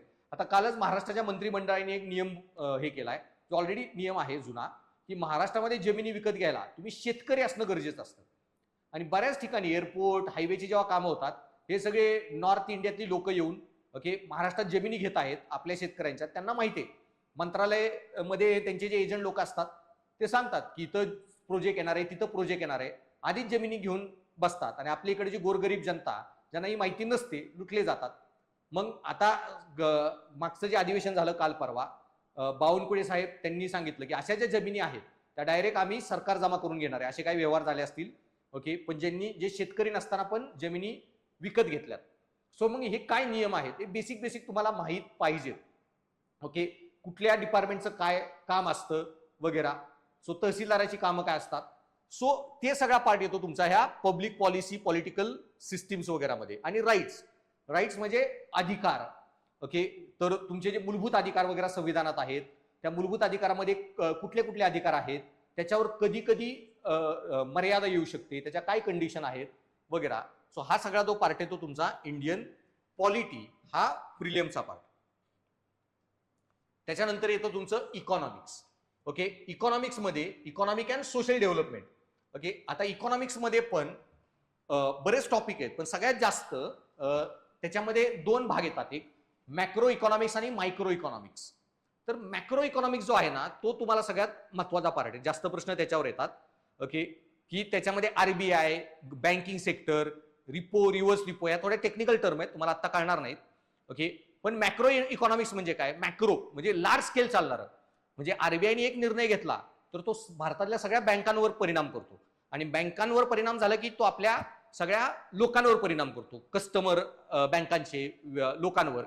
मग इन्फ्लेशन, महागाई कशी वाढते, कमी होते, महागाईचा दर काय, अनएम्प्लॉयमेंट कशी मेजर केली जाते भारतामध्ये, अनएम्प्लॉयमेंटचे टाइप्स कुठले असतात, ते कसे मोजले जातात वगैरे, किंवा भारताचं उत्पन्न जीडीपी कसा कॅल्क्युलेट होतो, त्याचे काय टेक्निक आहेत, हे सगळे तर तुमचं मॅक्रो इकॉनॉमिक्स, ज्याच्यावर सगळ्यात जास्त प्रश्न येतात. आणि उद्या तुम्ही प्रशासनात गेला तर तुम्हाला हे सगळ्यात महत्वाची गोष्ट आहे. किंवा बजेट, भारत सरकारचं जे बजेट असतं, fiscal budget, revenue budget, Maharashtra सरकारचं बजेट असतं, तसं तुम्ही उद्या तुमच्या डिपार्टमेंटमध्ये गेला, कलेक्टर वगैरे, तुम्हाला जिल्ह्याचं बजेट बनावं लागणार आहे, तरी डिस्ट्रिक्टचं बजेट वगैरे, ह्या सगळ्या ज्या गोष्टी आहेत त्या तुम्हाला मॅक्रो इकॉनॉमिक्स मध्ये येतात. मायक्रो इकॉनॉमिक्स तुम्हाला जास्त नाही.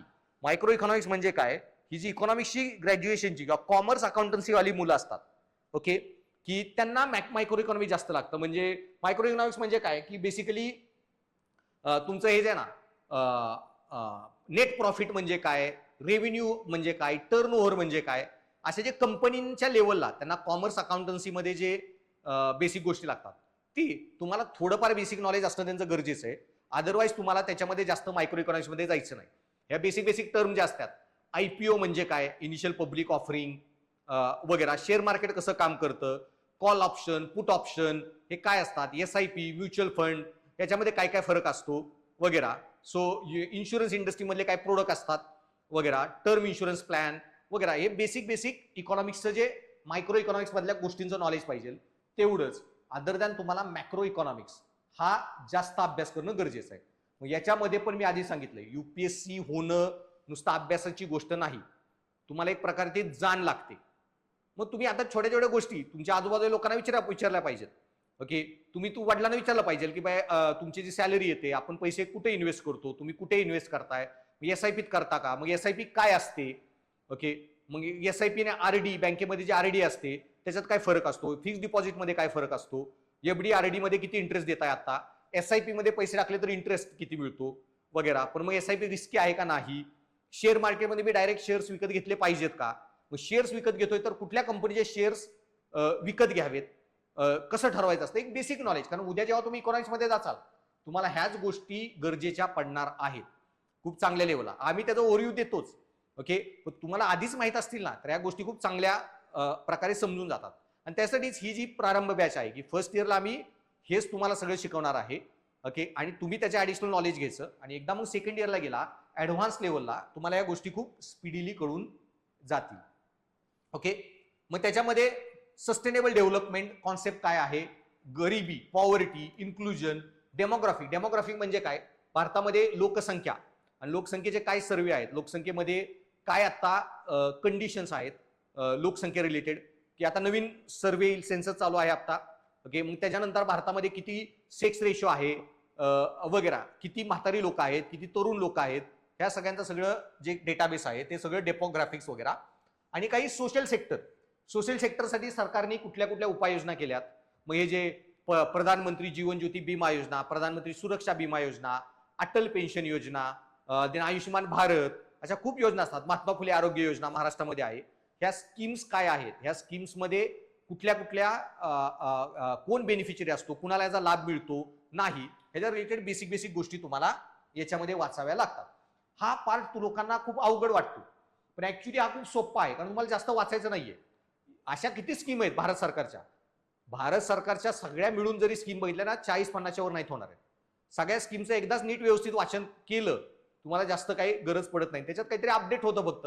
मग UPSC काय करते की एखादी ऑर्डर पास कर, म्हणजे प्रश्न कसा विचारते.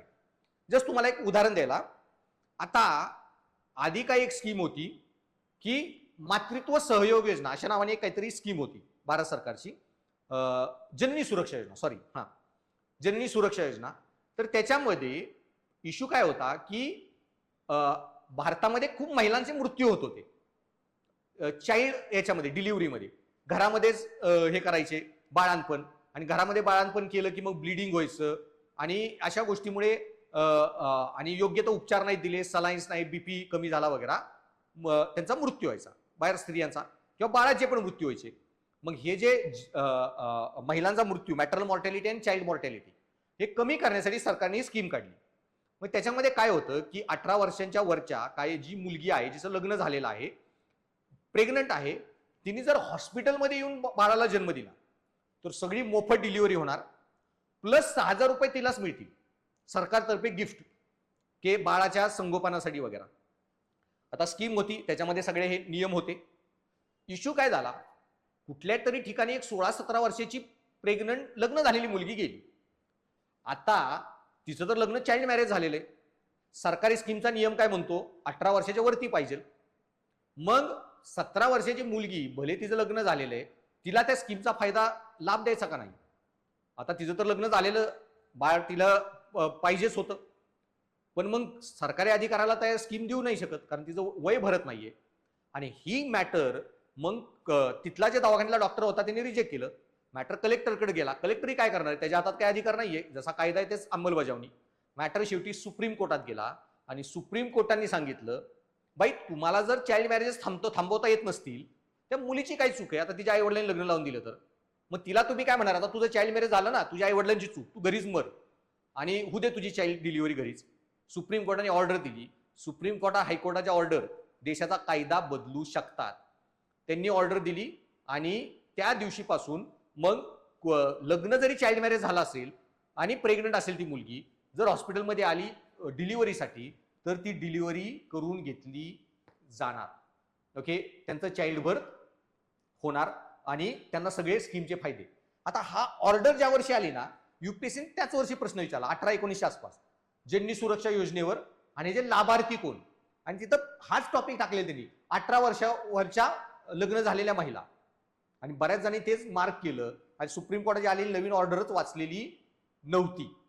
सो त्यांना हेच बघायचंय की उद्या जेव्हा तुम्ही प्रशासकीय अधिकारी आहात, तुम्हाला हे सुप्रीम कोर्टाचे कायदे नवीन जे नियम येत आहेत ते माहिती आहेत का, म्हणून तुम्हाला करंट अफेअरच्या अँगलनी बघावं लागतं.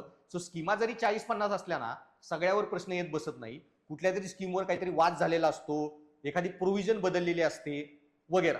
आता तुम्हाला माहित असेल 2013 मध्ये दिल्लीमध्ये का मुलीचा खूप छळ करून बलात्कार करून मृत्यू म्हणजे मर्डर केलेला निर्भया जी केस झालेली.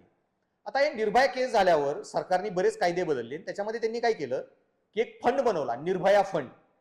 1-2 हजार कोटीचा एक फंड बनवला आणि महिला सुरक्षेसाठी तुम्हाला मला जरी काही आयडिया असेल आणि आपण एखादा काही स्टार्टअप बनवायचं असेल, तुम्हाला एखादा मोबाईल ऍप ज्याच्यामुळे महिलांची सुरक्षा वाढू शकते वगैरे, किंवा एखादी छोटी बंदूक किंवा हत्यार ज्या महिला पर्समध्ये ठेवून वापरू शकतात, असं काही तुम्हाला बनवायचंय, त्यासाठी फंडिंग पाहिजे, तर तुम्ही त्या निर्भया फंडकडे जाऊ शकता आणि तिथून फंडिंग घेऊ शकता.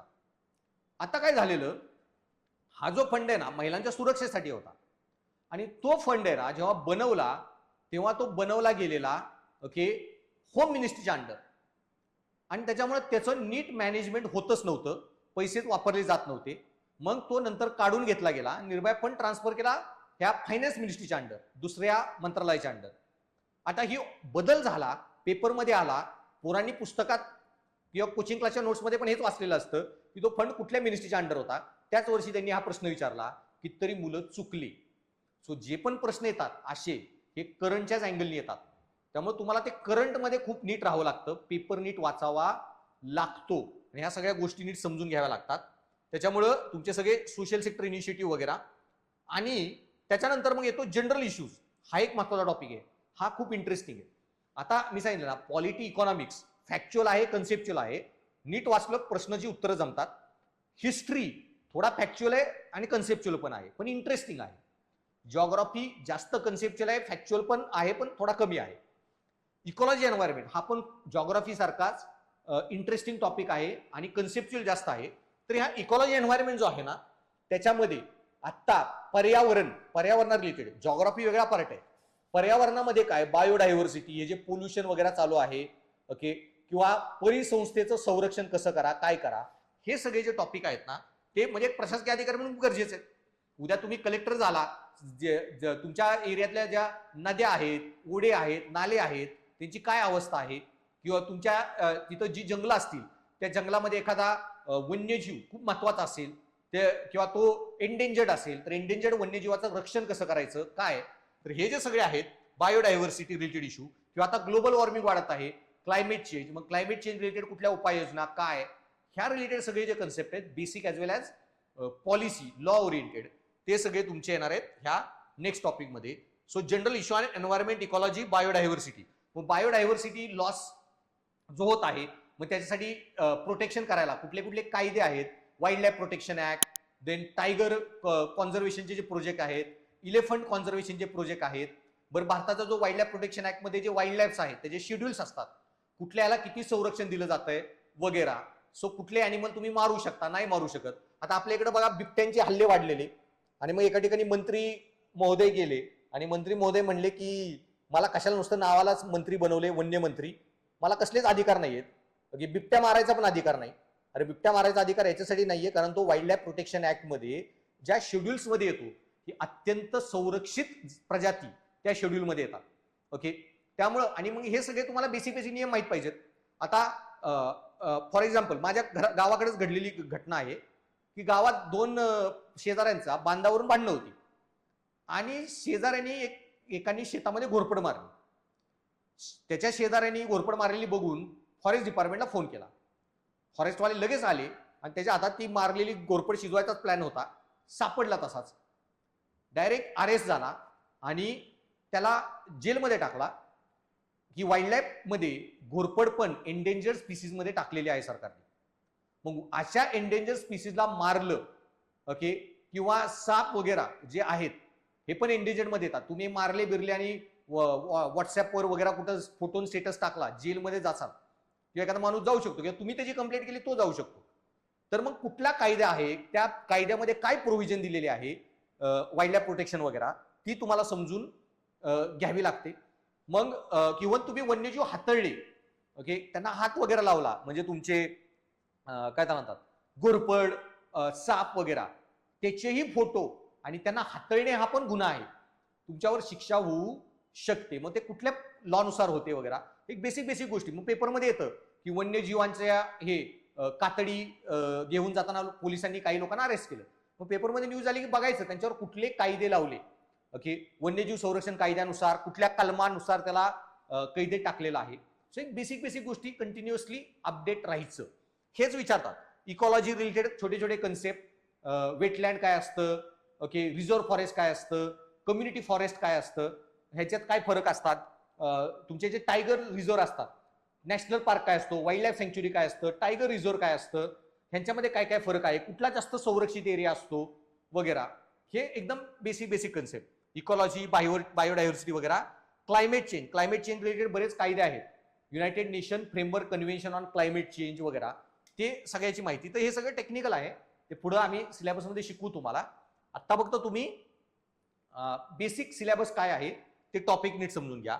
आणि त्याच्यानंतर एक छोटा टॉपिक आहे त्याच्यावर पण बरेच प्रश्न येतात, जनरल सायन्स ओके. त्याच्यामध्ये तुम्ही 10वी 12वी पर्यंत शिकलेला फिजिक्स, केमिस्ट्री, बायोलॉजी ओके हे येतं. आणि त्याच्यामुळे बरेच मला जे पालक विचारतात की 11वी 12वीला ऍडमिशन कुठे घ्यायचं मुलाला वगैरे ओके, ते मी सांगतो की सायन्सलाच घ्या ओके.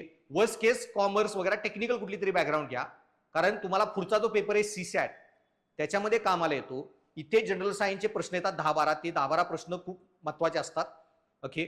आणि प्लस मेन्समध्ये पण सायन्स अँड टेक पार्ट असतो, सो थोडं इझी पडतं मग अशा मुलांना. पण आपण क्लासमध्ये शिकवणारच आहे त्या गोष्टी. मग याच्यामध्ये basic physics, chemistry, bio, basic केपलरचे लॉ, न्यूटनचे लॉ याच्यावर प्रश्न विचारलेले आहेत. फक्त आता तुम्ही जो शाळेत वाचला न्यूटन आणि हिथं जो न्यूटन वाचायचा आहे याच्यामध्ये फरक असतो ओके. याच्यामध्ये प्रश्न हे आता न्यूटनचा तिसरा कायदा कुठला, लॉ कुठला ओके, डायरेक्ट प्रश्न विचारत नाहीत. प्रश्न थोडे घुमून फिरून विचारतात ऍप्लिकेशन, की तुम्ही समुद्रामध्ये ओके एका छोट्या लाकडाच्या फळीवर आहात तलावामध्ये, तुम्हाला बाहेर यायचंय तलावाच्या बाहेर, तर तुम्ही तुमचे हात मारत आहात आणि बाहेर यायला, तर मग न्यूटनचा कुठला नियम इथे लागू होतो ओके. मग त्याच्यामध्ये प्रश्न असे ऍप्लिकेशन ओरिएंटेड जे विचारतात आणि त्याचं जे उत्तर होतं की every action has equal and opposite reaction. तुम्ही पाण्यावर दाबलं, पाणी तुम्हाला दाबणार आहे आणि तुम्ही हळूहळू पुढे ढकलले जाणार. तर त्याच्यावरच हा न्यूटनच्या त्या प्रिन्सिपलवर हे जग चालू आहे, किंवा त्या घटनेमध्ये न्यूटनचं कुठलं तत्व किंवा कायदा किंवा दुसरे बाकी पण सायंटिस्टचे जे कायदे आहेत. सो तुम्हाला ऍप्लिकेशन ओरिएंटेशन चे जे प्रश्न येतात जनरल सायन्समध्ये, फिजिक्समध्ये, केमिस्ट्रीमध्ये पण बेसिक प्रश्न येतात. ऍसिड काय, बेसिस काय, किंवा तुमचे हॅलोजन म्हणजे आता म्हणजे, आणि हे पण केमिस्ट्रीचे प्रश्न हे प्रशासनाच्या अँगलनी जास्त येतात. म्हणजे काय की तुम्ही उद्या कुठं कलेक्टर आहात किंवा म्युनिसिपल कॉर्पोरेशनवर कमिशनर वगैरे आहात, किंवा एखाद्या तुमच्या तालुक्याच्या ठिकाणी चीफ ऑफिसर आहात, हे जे म्युनिसिपल चीफ ऑफिसर. मग म्युनिसिपल चीफ ऑफिसर वगैरे असताना सपोज तिथे एखादा तलाव आहे ओके, तलावामध्ये खूप गढूळ पाणी आहे, मग तुम्ही जे पाणी फिल्टर करून लोकांना पोहोचवता ते जे फिल्टर पाणी येतं त्याच्यामध्ये मग क्लोरिनेशन केलं जातं. हा क्लोरीनच का वापरला जातो वगैरे, किंवा पाणी शुद्धीकरणाचे कुठल्या टेक्निक आहेत त्याच्या रिलेटेड कन्सेप्ट तुम्ही वाचले असतील 10वी 12वीत. Biological oxygen demand, chemical oxygen demand, याच्यावर कितीतरी वेळा प्रश्न आलेला आहे. ओके 10वी 11वी 12वीच्या ह्या टॉपिक्सवर जे आम्ही पण तुम्हाला परत शिकवणार आहे, पण तुम्हाला सांगतोय फक्त सिलेबसमध्ये काय प्रश्न. मग आता इंडस्ट्रीसाठी ज्या इंडस्ट्री चालतात, ओके आयर्न स्टील इंडस्ट्री जी आहे, आता त्याच्यामध्ये पण मग तुमचे जे आयर्नच्या माइन्स असतात, ओर्स, त्या आयर्न ओरमध्ये तुम्हाला वेगवेगळ्या प्रकारचे आयर्न असतात, हिमॅटाइट, मॅग्नेटाइट, ओके वगैरे, मग सिडराइट, हिमॅटाइट, मॅग्नेटाइट. मग सगळ्यात जास्त लोहाचं प्रमाण कुठल्या माइनमध्ये असतं, खनिजामध्ये, असले बेसिक प्रश्न असतात. किंवा कोळशामध्ये पण बरेच टाईप आहेत, सब बिट्युमिनस कोल, बिट्युमिनस कोल, तुमचा अँथ्रेसाइड, पीट, लिग्नाइट. मग कुठले कोळशाचे प्रकार कुठं आढळतात, कुठल्या कोळशाचा प्रकार चांगला असतो, कुठल्या ह्याच्यामध्ये जास्त पोल्युशन होतं, असे सगळे बेसिक केमिस्ट्रीचे प्रश्न. आणि मग येतो बायोलॉजी. बायोलॉजीचा आहे ना तो खूप इझी मॅटर आहे बायोलॉजीचा. का? कारण बायोलॉजीमध्ये जे प्रश्न येतात ते सगळे तुमच्या माझ्या दैनंदिन जीवनाशी येतात. ओके ब्लड ग्रुप, आपण रक्तदान करतो, मग ब्लडचे किती ग्रुप असतात, कोण कुणाला रक्तदान करू शकतो वगैरे, कोण कुणाला करू शकत नाही, किंवा तुमचे विटॅमिन, प्रोटीन, फॅट, कुठले विटॅमिन काय काम करतं, कुठल्यामुळे कुठले आजार होतात, एकदम बेसिक गोष्टी. त्याच्यामध्ये मग डायजेस्टिव्ह सिस्टीममध्ये कुठले हॉर्मोन्स असतात, डायजेस्टिव्ह एन्झाईम्स असतात वगैरे, ते कुठलं काय काम करतं, पेप्सिन काय करतं, ट्रिप्सिन काय करतं, एकदम जे तुम्ही 10वी 12वीत असलेले बायोलॉजी. ओके अन्न पचनाची प्रक्रिया काय वगैरे, हे सगळे ब्रेनचे कुठले पार्ट आहेत वगैरे, हार्टमध्ये रक्त कसं सर्क्युलेट होतं, हार्टमध्ये सिग्नल कसे जातात, किंवा हार्टमध्ये वेगवेगळ्या हार्टचे जे 4 कप्पे आहेत त्याच्यातून रक्ताचा फ्लो कसा असतो, एकदम. आणि ह्युमन बायोलॉजीच विचारतात शक्यतो. ओके किंवा थोडी बाहेरची पण असते की बॅक्टेरियन व्हायरसमध्ये काय फरक आहे वगैरे असे. किंवा सेल जे आहे, सेलमध्ये मग मायटोकॉन्ड्रिया काय काम करतो, न्यूक्लियस मध्ये कुठल्या गोष्टी होतात, एकदम बेसिक. किंवा फिजिक्समध्ये पण प्रोटॉन, इलेक्ट्रॉन, न्यूट्रॉन, त्याच्या रिलेटेड काही नवीन रिसर्च झाला असेल फिजिक्स, केमिस्ट्री, बायोमध्ये, किंवा त्या वर्षी एखाद्या फिजिक्सला नोबेल प्राइज मिळालं तर फिजिक्समध्ये त्यांनी काय शोध लावलेला की त्याला नोबेल प्राइज मिळालं, केमिस्ट्रीमध्ये काय शोध लावलेला की त्याला केमिस्ट्रीचं नोबेल प्राइज मिळालं. मग ते करंटमध्ये काही न्यूज झाली असेल ती पण अपडेट राहावी लागते तुम्हाला. ओके मग आता मी सांगितलं की मोबाईलमध्ये लिथियम खूप वापरला जातो, पण आता नवीन बॅटरी येणार आहे. लिथियम खूप रेअर एलिमेंट आहे, तो खूप रेअरली देशांमध्ये आहे, तिथून आणणं त्याला खूप महागात पडतं आणि त्याचं उत्खनन करण्यामध्ये पण पोल्युशन होतं. म्हणून सोडियम आयन बॅटरी हा नवीन प्रकार चालू आहे जगामध्ये. मग त्या सोडियम आयन बॅटरीज काय आहेत, त्याचे फायदे काय, तोटे काय वगैरे, त्या अँगलनी पण तुम्हाला अभ्यास करावा लागतो. Okay so basically general science हा जो टॉपिक आहे ओव्हरऑल. सो अशा प्रकारे ढोबळपणे जर if you classify UPSC MPSC syllabus, then तुम्हाला पहिला पार्ट आहे history, geography, polity, economics, ecology, environment and science, 6 भाग आहेत, आणि करंट अफेअर 7 भाग.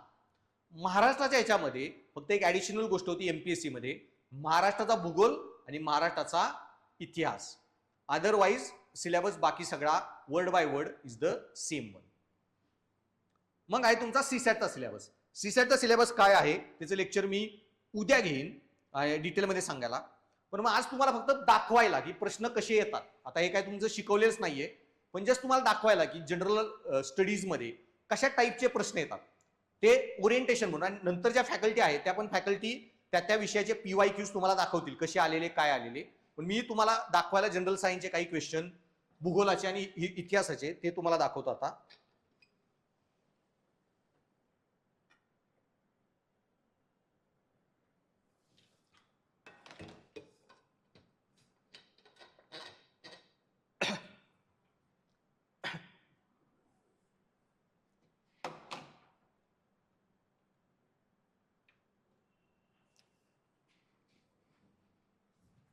आता हा बघा, आताच UPSCचा जो 2025चा पेपर झाला त्याच्यामध्ये हा प्रश्न आलेला.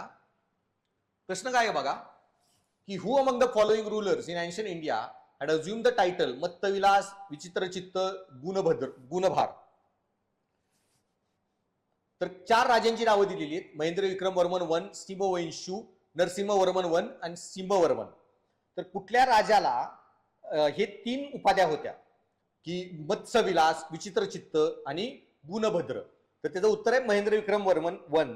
आता अशा टाईपचे प्रश्न येतात, त्याचे उत्तर तुम्हाला आता काय जमणार नाही, थोडा अवघडही वाटेल, टेन्शन घेऊ नका, कारण तुम्ही काही शिकलाच नाही. पण हा खूप इझी प्रश्न होता, ऍज इट इज आपल्या क्लासच्या नोट्स मधून होता. तर महेंद्र विक्रम वर्मन जो होता ना, हा एक तमिळनाडूमध्ये पांड्या हे होता, पल्लव राजा होता. आणि यांनी ना आपल्या इकडे कसं ना अजिंठा एलोरा ह्या ज्या केव्ज आहेत दगडामध्ये कोरलेल्या, खूप आधीपासून कोरलेल्या होत्या, 3ऱ्या-4थ्या शतकात.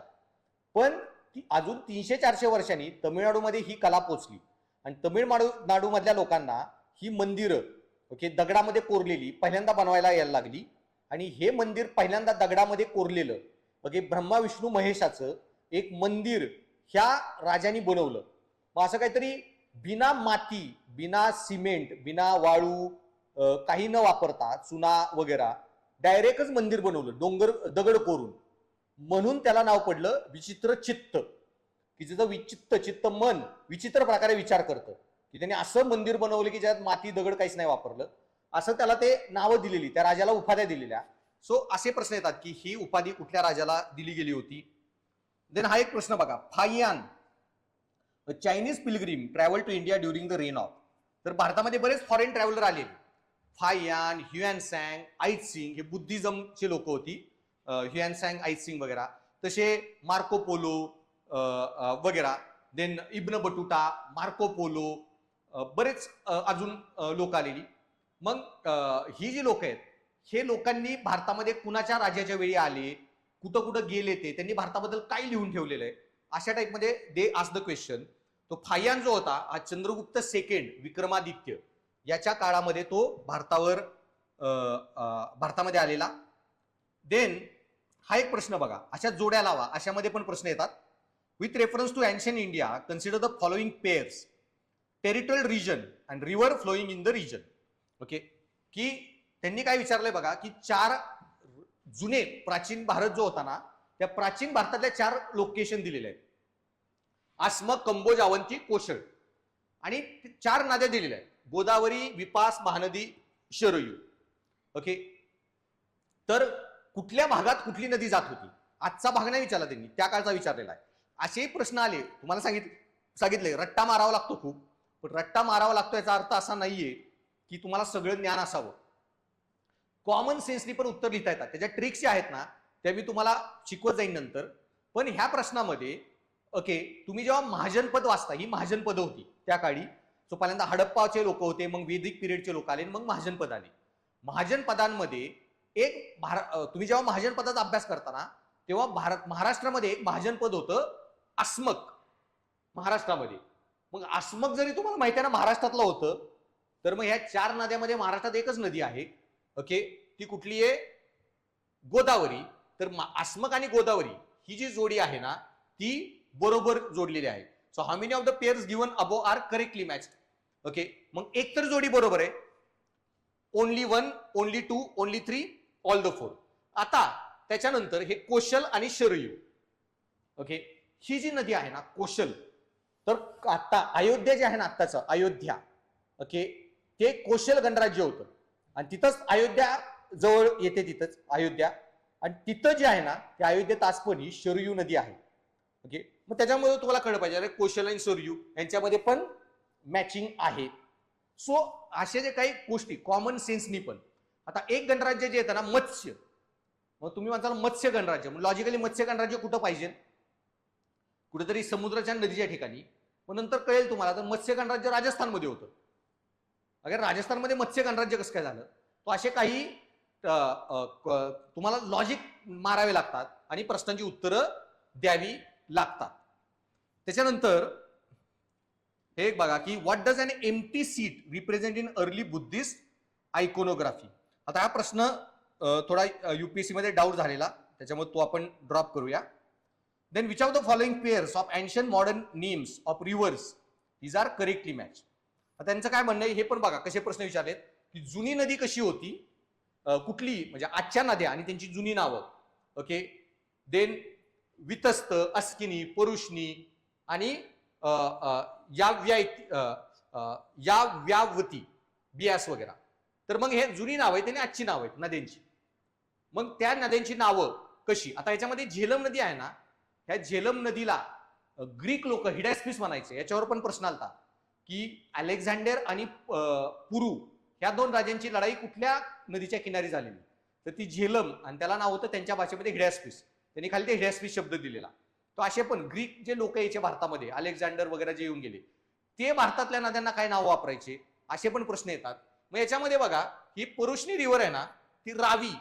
ओके, ठीक. सो एक जरी पेअर तुम्हाला माहित असेल ना, तरी 2 ऑप्शन उडून जातात. 1 and 2 and 4 नाहीये, कारण 3 and 4 किंवा 3 उत्तर बरोबर पाहिजे. सो बेसिकली फक्त ट्रेंड दाखवतोय आता मी, जास्त आता डिटेलमध्ये आपण ते नाही बघणार आहे. मग असे पण एक प्रश्न काय बघा, की Ashokan inscription suggest that Pradeshika, Rajuka, Yukta were important officers. Okay, मग की अशोकांनी जे शिलालेख लिहिलेले आहेत त्याच्यामध्ये जे इन्स्क्रिप्शन आहेत त्याच्यामध्ये काही लोकांची नावं भेटतात, त्याच्या प्रश्नात काम करणारे मंत्री वगैरे, हे जे लोक असतात, सचिव वगैरे, तसे शब्द आहेत. प्रादेशिका, राजुका, युक्ता, हे कोण लोक आहेत?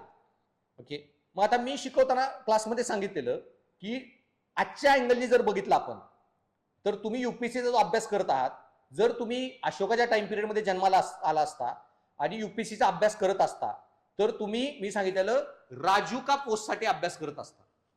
तो राजुका ही जी पोस्ट होती, म्हणजे डिस्ट्रिक्ट कलेक्टर होता याच्या काळामध्ये, अशोकाच्या काळामध्ये. म्हणजे जे राजुका जे आहे ना, is a district level administration. एका शब्दावरून तुम्हाला उत्तर जमलं पाहिजे, बाकी शब्द माहीत नसले तरी चालतं. ओके, हे कॉमन सेन्सनी जी उत्तर द्यायची असतात, पर्याय उडवायचे असतात. ओके, आणि आता तुम्ही म्हणसाल की मग, आणि ह्या प्रश्नामध्ये तुम्हाला काय समजून घ्यायचंय की अशोकाचे ऍडमिनिस्ट्रेशन जे होतं, मौर्यन ऍडमिनिस्ट्रेशन, त्याच्यामध्ये जे लोक होती ते कुठल्या कुठल्या पोस्ट होत्या, आणि ते कुठलं पोस्ट आज काय काम करते, किंवा आजच्या नुसार ते पोस्टचा अर्थ काय, किंवा त्या पोस्टला काय काम असायचं. पण मग आता अशोकावर एकदा प्रश्न आला, रिपीट पण होईल, पण उद्या दुसऱ्यांवर प्रश्न विचारतील. मग जसं अशोकाचं ऍडमिनिस्ट्रेशन विचारलं, तसं अकबराचं विचारतील, शिवाजी महाराजांचं विचारतील, विजयनगरा राज्याचं विचारतील. मग तुम्हाला त्या लोकांमध्ये पण मग आपल्या इकडे जे येतं, असे जे शब्द असतात ना, ते तुम्हाला मग माहित पाहिजे की आपल्या इकडे हे जे असायचा पाटील, तो काय काम करायचा, कुलकर्णी काय काम करायचा. मग गावामध्ये पाटील जो होता तो लॉ अँड ऑर्डर, म्हणजे हे जे एक एसपी जो काम करतो, एक गावाकडे कॉन्स्टेबल, हवालदाराचं काम, आणि कुलकर्णी जे असायचा तो रेव्हेन्यू कलेक्शनचं ते काम करायचा. ओके, मग त्यांच्यावर पाटलाच्या वरती याचा देशमुख. ओके, कुलकर्णींच्या वरती पण ते कारखानीस वगैरे, अशी ती पूर्ण हायरार्की होती. आणि असं करत मग वरती दोन्ही, म्हणजे मिलिटरीचे लोक वेगळे असायचे आणि ऍडमिनिस्ट्रेशनचे वेगळे असायचे. ओके, मग ह्यांचा वरती याचा सुभेदार, आणि मिलिटरीमध्ये पोलीस डिपार्टमेंट किंवा ऍडमिनिस्ट्रेशनमध्ये याचा सरसेनापती. मग कुणाची काय कामं होती बेसिक माहित पाहिजे. आणि अशा काही शब्द येतात ज्याच्यावर प्रश्न विचारतात एखाद्या टर्मवर. ओके, मग गलबत म्हणजे काय होतं शिवाजी महाराजांच्या काळात. मग शिवाजी महाराज जेव्हा लढत होते तेव्हा त्यांनी नेव्ही बनवलेली, पोर्तुगीज वगैरे मुघलांशी सगळ्यांशी लढायला. तर नेव्हीमध्ये 2 टाईपच्या बोटी होत्या, एक मोठी बोटी होत्या खूप मोठ्या, आणि दुसरी छोटी बोटी. छोटी बोटी जायच्या, बॉम्ब मारायच्या, लगेच माघारी यायच्या. त्या छोट्या बोटींना म्हणायची गलबत, आणि मोठ्या बोटी ज्या होत्या त्यांना म्हणायचे खुराब. असले शब्द लक्षात ठेवायचे. ओके, गलबत काय, खुराब काय, असे जे प्रश्न येतात. ओके, त्याच्यानंतर हे बघा की आता famous female figure known as dancing girl found at Mohenjodaro is made up of. आता तुम्ही वाचलं असेल की ती डान्सिंग गर्ल जी होती हडप्पा मधली, तिच्यावर कॉन्ट्रावर्सी इश्यू क्रिएट झाला की तिला कपडे घालून, एनसीईआरटीच्या पुस्तकामध्ये तिचा जो फोटो दाखवले ते तिला कपडे घालून. ओके, कारण ती न्यूड अशी तिची इमेज होती. अरे ठीक आहे ना, पण ते हडप्पा लोकांनी जी कला बनवली ती त्यांनी त्यांच्या दृष्टीने कला बनवली, त्यांना त्यांच्यात काय अश्लीलता वाटली नाही. आपण पण ठरवणार त्यांची कला चांगली का वाईट, आणि तिचं शरीर कव्हर करायचं. नंतर खूप मग क्रिटिसिझम झालं एनसीईआरटीचं, आणि त्यांनी काय त्याला म्हणतात, तिचा फोटो काढून ठेवला. एवढे पिक्चरमध्ये तुम्ही आयटम सॉन्ग अलाव करताय. ओके, एवढे वेब सिरीज वगैरे मध्ये अडल्ट कंटेंट अलाव करताय, आणि ते हडप्पाच्या मूर्तीचं कव्हरिंग करायचं तुमचं लॉजिक काय होतं. पण त्याच्यामुळे ती पेपरमध्ये होती. आणि मग प्रश्न आल्यावर कसा आलाय बघा की त्या मूर्ती कुठल्या मेटलची बनली आहे. ओके, तर ती ब्रॉन्झची बनलेली आहे. मग त्यांना कार्नेलियन, क्ले, ब्रॉन्झ आणि गोल्ड, तर ती ब्रॉन्झची बनलेली. पण मग इश्यू काय ना, ह्याच्यात असे बऱ्याच गोष्टी विचारतात की हडप्पाच्या लोकांना कुठला हे माहित होतं, धातू माहित नव्हता. ओके, उलट पण विचारतात. हडप्पाच्या लोकांना सोनं माहित होतं, चांदी माहित होतं, तांबे माहित होतं, ब्रॉन्झ माहित होतं. हडप्पाच्या लोकांना लोखंड माहित नव्हतं. आयनचा शोध लागला नव्हता, लोखंडाचा शोध खूप नंतर लागला. ओके, मग का माहित नव्हतं त्याचं कारण मी नंतर टेक्निकल गोष्टीमध्ये सांगेन. तसं हरप्पाच्या ठिकाणी कुठला प्राणी माहित नव्हता त्यांना. हरप्पाच्या लोकांना घोडा माहित नव्हता. तर काय आहे ना, आता माझं गाव जे आहे ना ते 600-700 वर्ष जुनी परंपरा आहे. त्या गावाला जुनं गाव आहे खूप. मग 600-700 वर्षापूर्वीचं माझं गाव जरी कुठं उत्खनन केलं ना गावामध्ये, तुम्हाला घोड्याचे अवशेष सापडतील, बकरीचे सापडतील, बोकडाचे सापडतील, बरेच प्राण्यांचे सापडतील. हरप्पाच्या हजारो साईट ज्या आपण उत्खनन केल्या 100-150, त्याच्यामध्ये फक्त एकाच ठिकाणी घोडा सापडलाय. बाकी कुठं घोडाच नाही सापडला. बाकी सगळे प्राणी सापडलेत. ओके, मगरीचे अवशेष सापडलेत, तुमचे हे गेंड्यांचे सापडलेत वगैरे, पानघोड्यांचे सापडलेत, पण घोड्याचे कुठंच नाही सापडले. एकाच ठिकाणी सापडले, सुरकोटडा लोकेशनला. म्हणजे त्यांना घोडा माहित नव्हता. दैनंदिन जीवनामध्ये घोडा ते वापरत नव्हते. ओके, सो हे तुम्हाला अशा उलट्या गोष्टी विचारतात. मग तो तुम्हाला ट्रेंड काढला पाहिजे की प्रश्न कसे आलेत आणि मला कसा अभ्यास करायचा आहे. आता ह्याचे पण तुमचे सेपरेट खूप लेक्चर घेतले जातील, प्रश्न कसे इंटरप्रिट करायचे वगैरे. आता फक्त मी सिलेबस डिस्कस करायचा म्हणून तुम्हाला दाखवत आहे. आता काही जॉग्राफीचे क्वेश्चन बघा. Which is the longest river in India? भारतातील सगळ्यात मोठी नदी कोणती? ओके, लेंथ मध्ये वगैरे. सो मग त्याच्यामध्ये यमुना, गोदावरी, गंगा आणि कृष्णा. ओके, आता याच्यामध्ये कधी कधी सिक्वेन्स पण विचारली की यार 4 नद्यांचा सिक्वेन्स लावा लेंथ वाईज. ओके, तर त्याच्यामध्ये सगळ्यात मोठी येते आपली गंगा. एवढे सोपे पण विचारतात पण अवघड पण असतात. आता तुम्ही नवीन बॅच चालू झाली म्हणून अवघड तुम्हाला दाखवत नाहीये. Then black soil is most suitable for cultivation of. मी जे सांगितलेली काळी मृदा जी आहे आपली, काळी माती, ही कुठल्या पिकासाठी सगळ्यात उत्तम आहे? तर ते वीट, कॉटन, टी आणि राईस. तर त्याच्यामध्ये कापसासाठी आपली काळी मृदा जास्त, कारण ती पाणी धरून ठेवते, चिकट राहते ती, आणि ती पावसासाठी त्यामुळे जास्त चांगली राहते. ओके, किंवा जास्त चांगली आहे. Then which Indian state has the longest coastline? हे जे सांगितले की सगळ्यात मोठा समुद्रपट्टी किनारा कुणाचा आहे? तर तो गुजरातचा आहे. आणि which state receive rainfall from the north east monsoon? North east monsoon पासून कुठल्या राज्याला पाऊस मिळतो? ओके, तर साऊथ ईस्ट मॉन्सून पासून सगळ्यांना मिळतो, पण नॉर्थ ईस्ट मॉन्सून जो येतो तो बंगालच्या उपसागरावरून वारं वाहून तमिळनाडूचा जो बॉर्डर आहे तिथे पाऊस देतो. सो इथं तमिळनाडूला पाऊस जास्त पडतो, नॉर्थ ईस्ट रिटर्न मॉन्सून जो म्हणतो आपण. Okay, then which blood group is known as the universal donor? आता काही सायन्सचे क्वेश्चन बघा की कुठला ब्लड ग्रुप युनिव्हर्सल डोनर आहे? तर ORH निगेटिव्ह, ज्याला आपण युनिव्हर्सल डोनर म्हणतो, ORH पॉझिटिव्ह युनिव्हर्सल ऍक्सेप्टर म्हणतो, तर ते O निगेटिव्ह याचं जे उत्तर आहे. Then which vitamin helps in blood clotting? रक्त गोठण्यामध्ये कुठलं विटॅमिन काम करतं? Vitamin A, B, A, K, D, C. So ए जे आहे ते तुमचं कलर ब्लाइंडनेस वगैरे डोळ्यांसाठी गरजेचं असतं. विटॅमिन के ते तुमच्या रक्त क्लॉटिंग मध्ये काम करतं. विटॅमिन डी हे हाडांमध्ये कॅल्शियम ऍब्सॉर्ब होण्यासाठी विटॅमिन डी लागतं, जे सूर्यप्रकाशातून येतं. आणि विटॅमिन सी, एस्कॉर्बिक ऍसिड, हे जे आहे विटॅमिन सी, ते तुमच्या त्वचेसाठी वगैरे आणि अँटीऑक्सिडंट आहे, ते इम्युनिटी वगैरेसाठी काम. सो असे प्रश्न येतात. किंवा which disease is cause by the deficiency of iodine? Anaemia, goitre, beriberi, scurvy वगैरे. सो मग याच्यामध्ये गॉइटर हा कुठल्या डेफिशियन्सीमुळे होतो? तर तुमचा आयोडीनच्या डेफिशियन्सीमुळे काय होतं? गॉइटर वगैरे. सो एकदम बेसिक आता मी प्रश्न दिलेत. ओके, पण नंतर जसं जसं आपण पुढे जाऊ तुम्हाला याचे टेक्निकल डिटेल लेवल प्रश्न जे आहेत ते मी दाखवत जाईन. आणि त्याबरोबर मग सीसॅटचा पण सिलेबस आहे, तो मी तुमच्याबरोबर उद्या डिस्कस करेन. आणि सीसॅटच्या सिलेबसमध्ये मग काही त्याचेही क्वेश्चन कसे येतात ते तुम्हाला माहित पाहिजे. MPSC साठी तरी सोपा आहे, पण UPSC साठी CSAT is bit difficult. Okay, मग त्याच्यामध्ये सीसॅट काय प्रश्न आहेत ते उद्या सांगेन मी. सो ओव्हरऑल तुम्हाला काय प्रिलियमचा सिलेबस आहे समजून घ्या, तो सांगितला. आता परत मी मेन्सचे पण सिलेबसचे लेक्चर घेईन पुढच्या सॅटर्डे संडे. आणि त्याच्यानंतर मग प्रत्येक विषयाचे फॅकल्टी आपला विषय डिटेलमध्ये शिकवत जातील. ओके, आणि त्याचे PYQ डिस्कस करतील डिटेलमध्ये, त्याच्यात काय काय टॉपिक्स आहेत वगैरे ते डिटेलमध्ये. आणि मग सिलेबस डिटेलमध्ये डिस्कस झाला की एका एका विषयाचे लेक्चर आपण चालू करू. आणि मग तुमचे लेक्चर्स मग टायमिंग आपण थोडा वाढवूया, नंतर 2 तासात होत नाही ते 2.5-3 तासाची बॅच होईल तुमची. आणि मग डेली 5 ते 6 तास, म्हणजे सॅटर्डे संडे 5 ते 6 तास असं करून अडीच तीन तास वगैरे तुमचे वर्षभर ह्या सगळ्या विषयांचं एनसीईआरटीचं बेसिक फाउंडेशन करून घेतलं जाईल. ओके, सो ॲज ऑफ नाव तुम्ही मी जे मागच्या वेळी पुस्तकं सांगितलेली ती ऑर्डर केली असतील, वाचायला चालू करा. मग गांधींचं जे पुस्तक सांगितलेलं मी छोटं आहे तिथून सुरुवात करा. भारताची स्वातंत्र्य संग्राम लढाई वगैरे त्याच्याबद्दल तुम्हाला बेसिक ज्ञान येऊन जाईल. ओके, तसंच बाकी जे कर्टिसान द महात्मा आणि इटालियन ब्राह्मीण त्याचं मराठी व्हर्जन मिळालं ते वाचा, किंवा कॉस्मॉस ते जे पुस्तक आहे ते ऑर्डर करा. मराठी मिळत असेल त्याचं, ते खूप भारी पुस्तक आहे, जुनं आहे.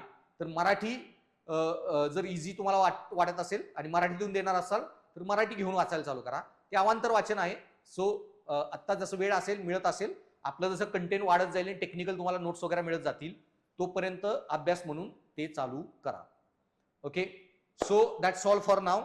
सो उद्या भेटूया सेम टाइम पिरियड. बाय.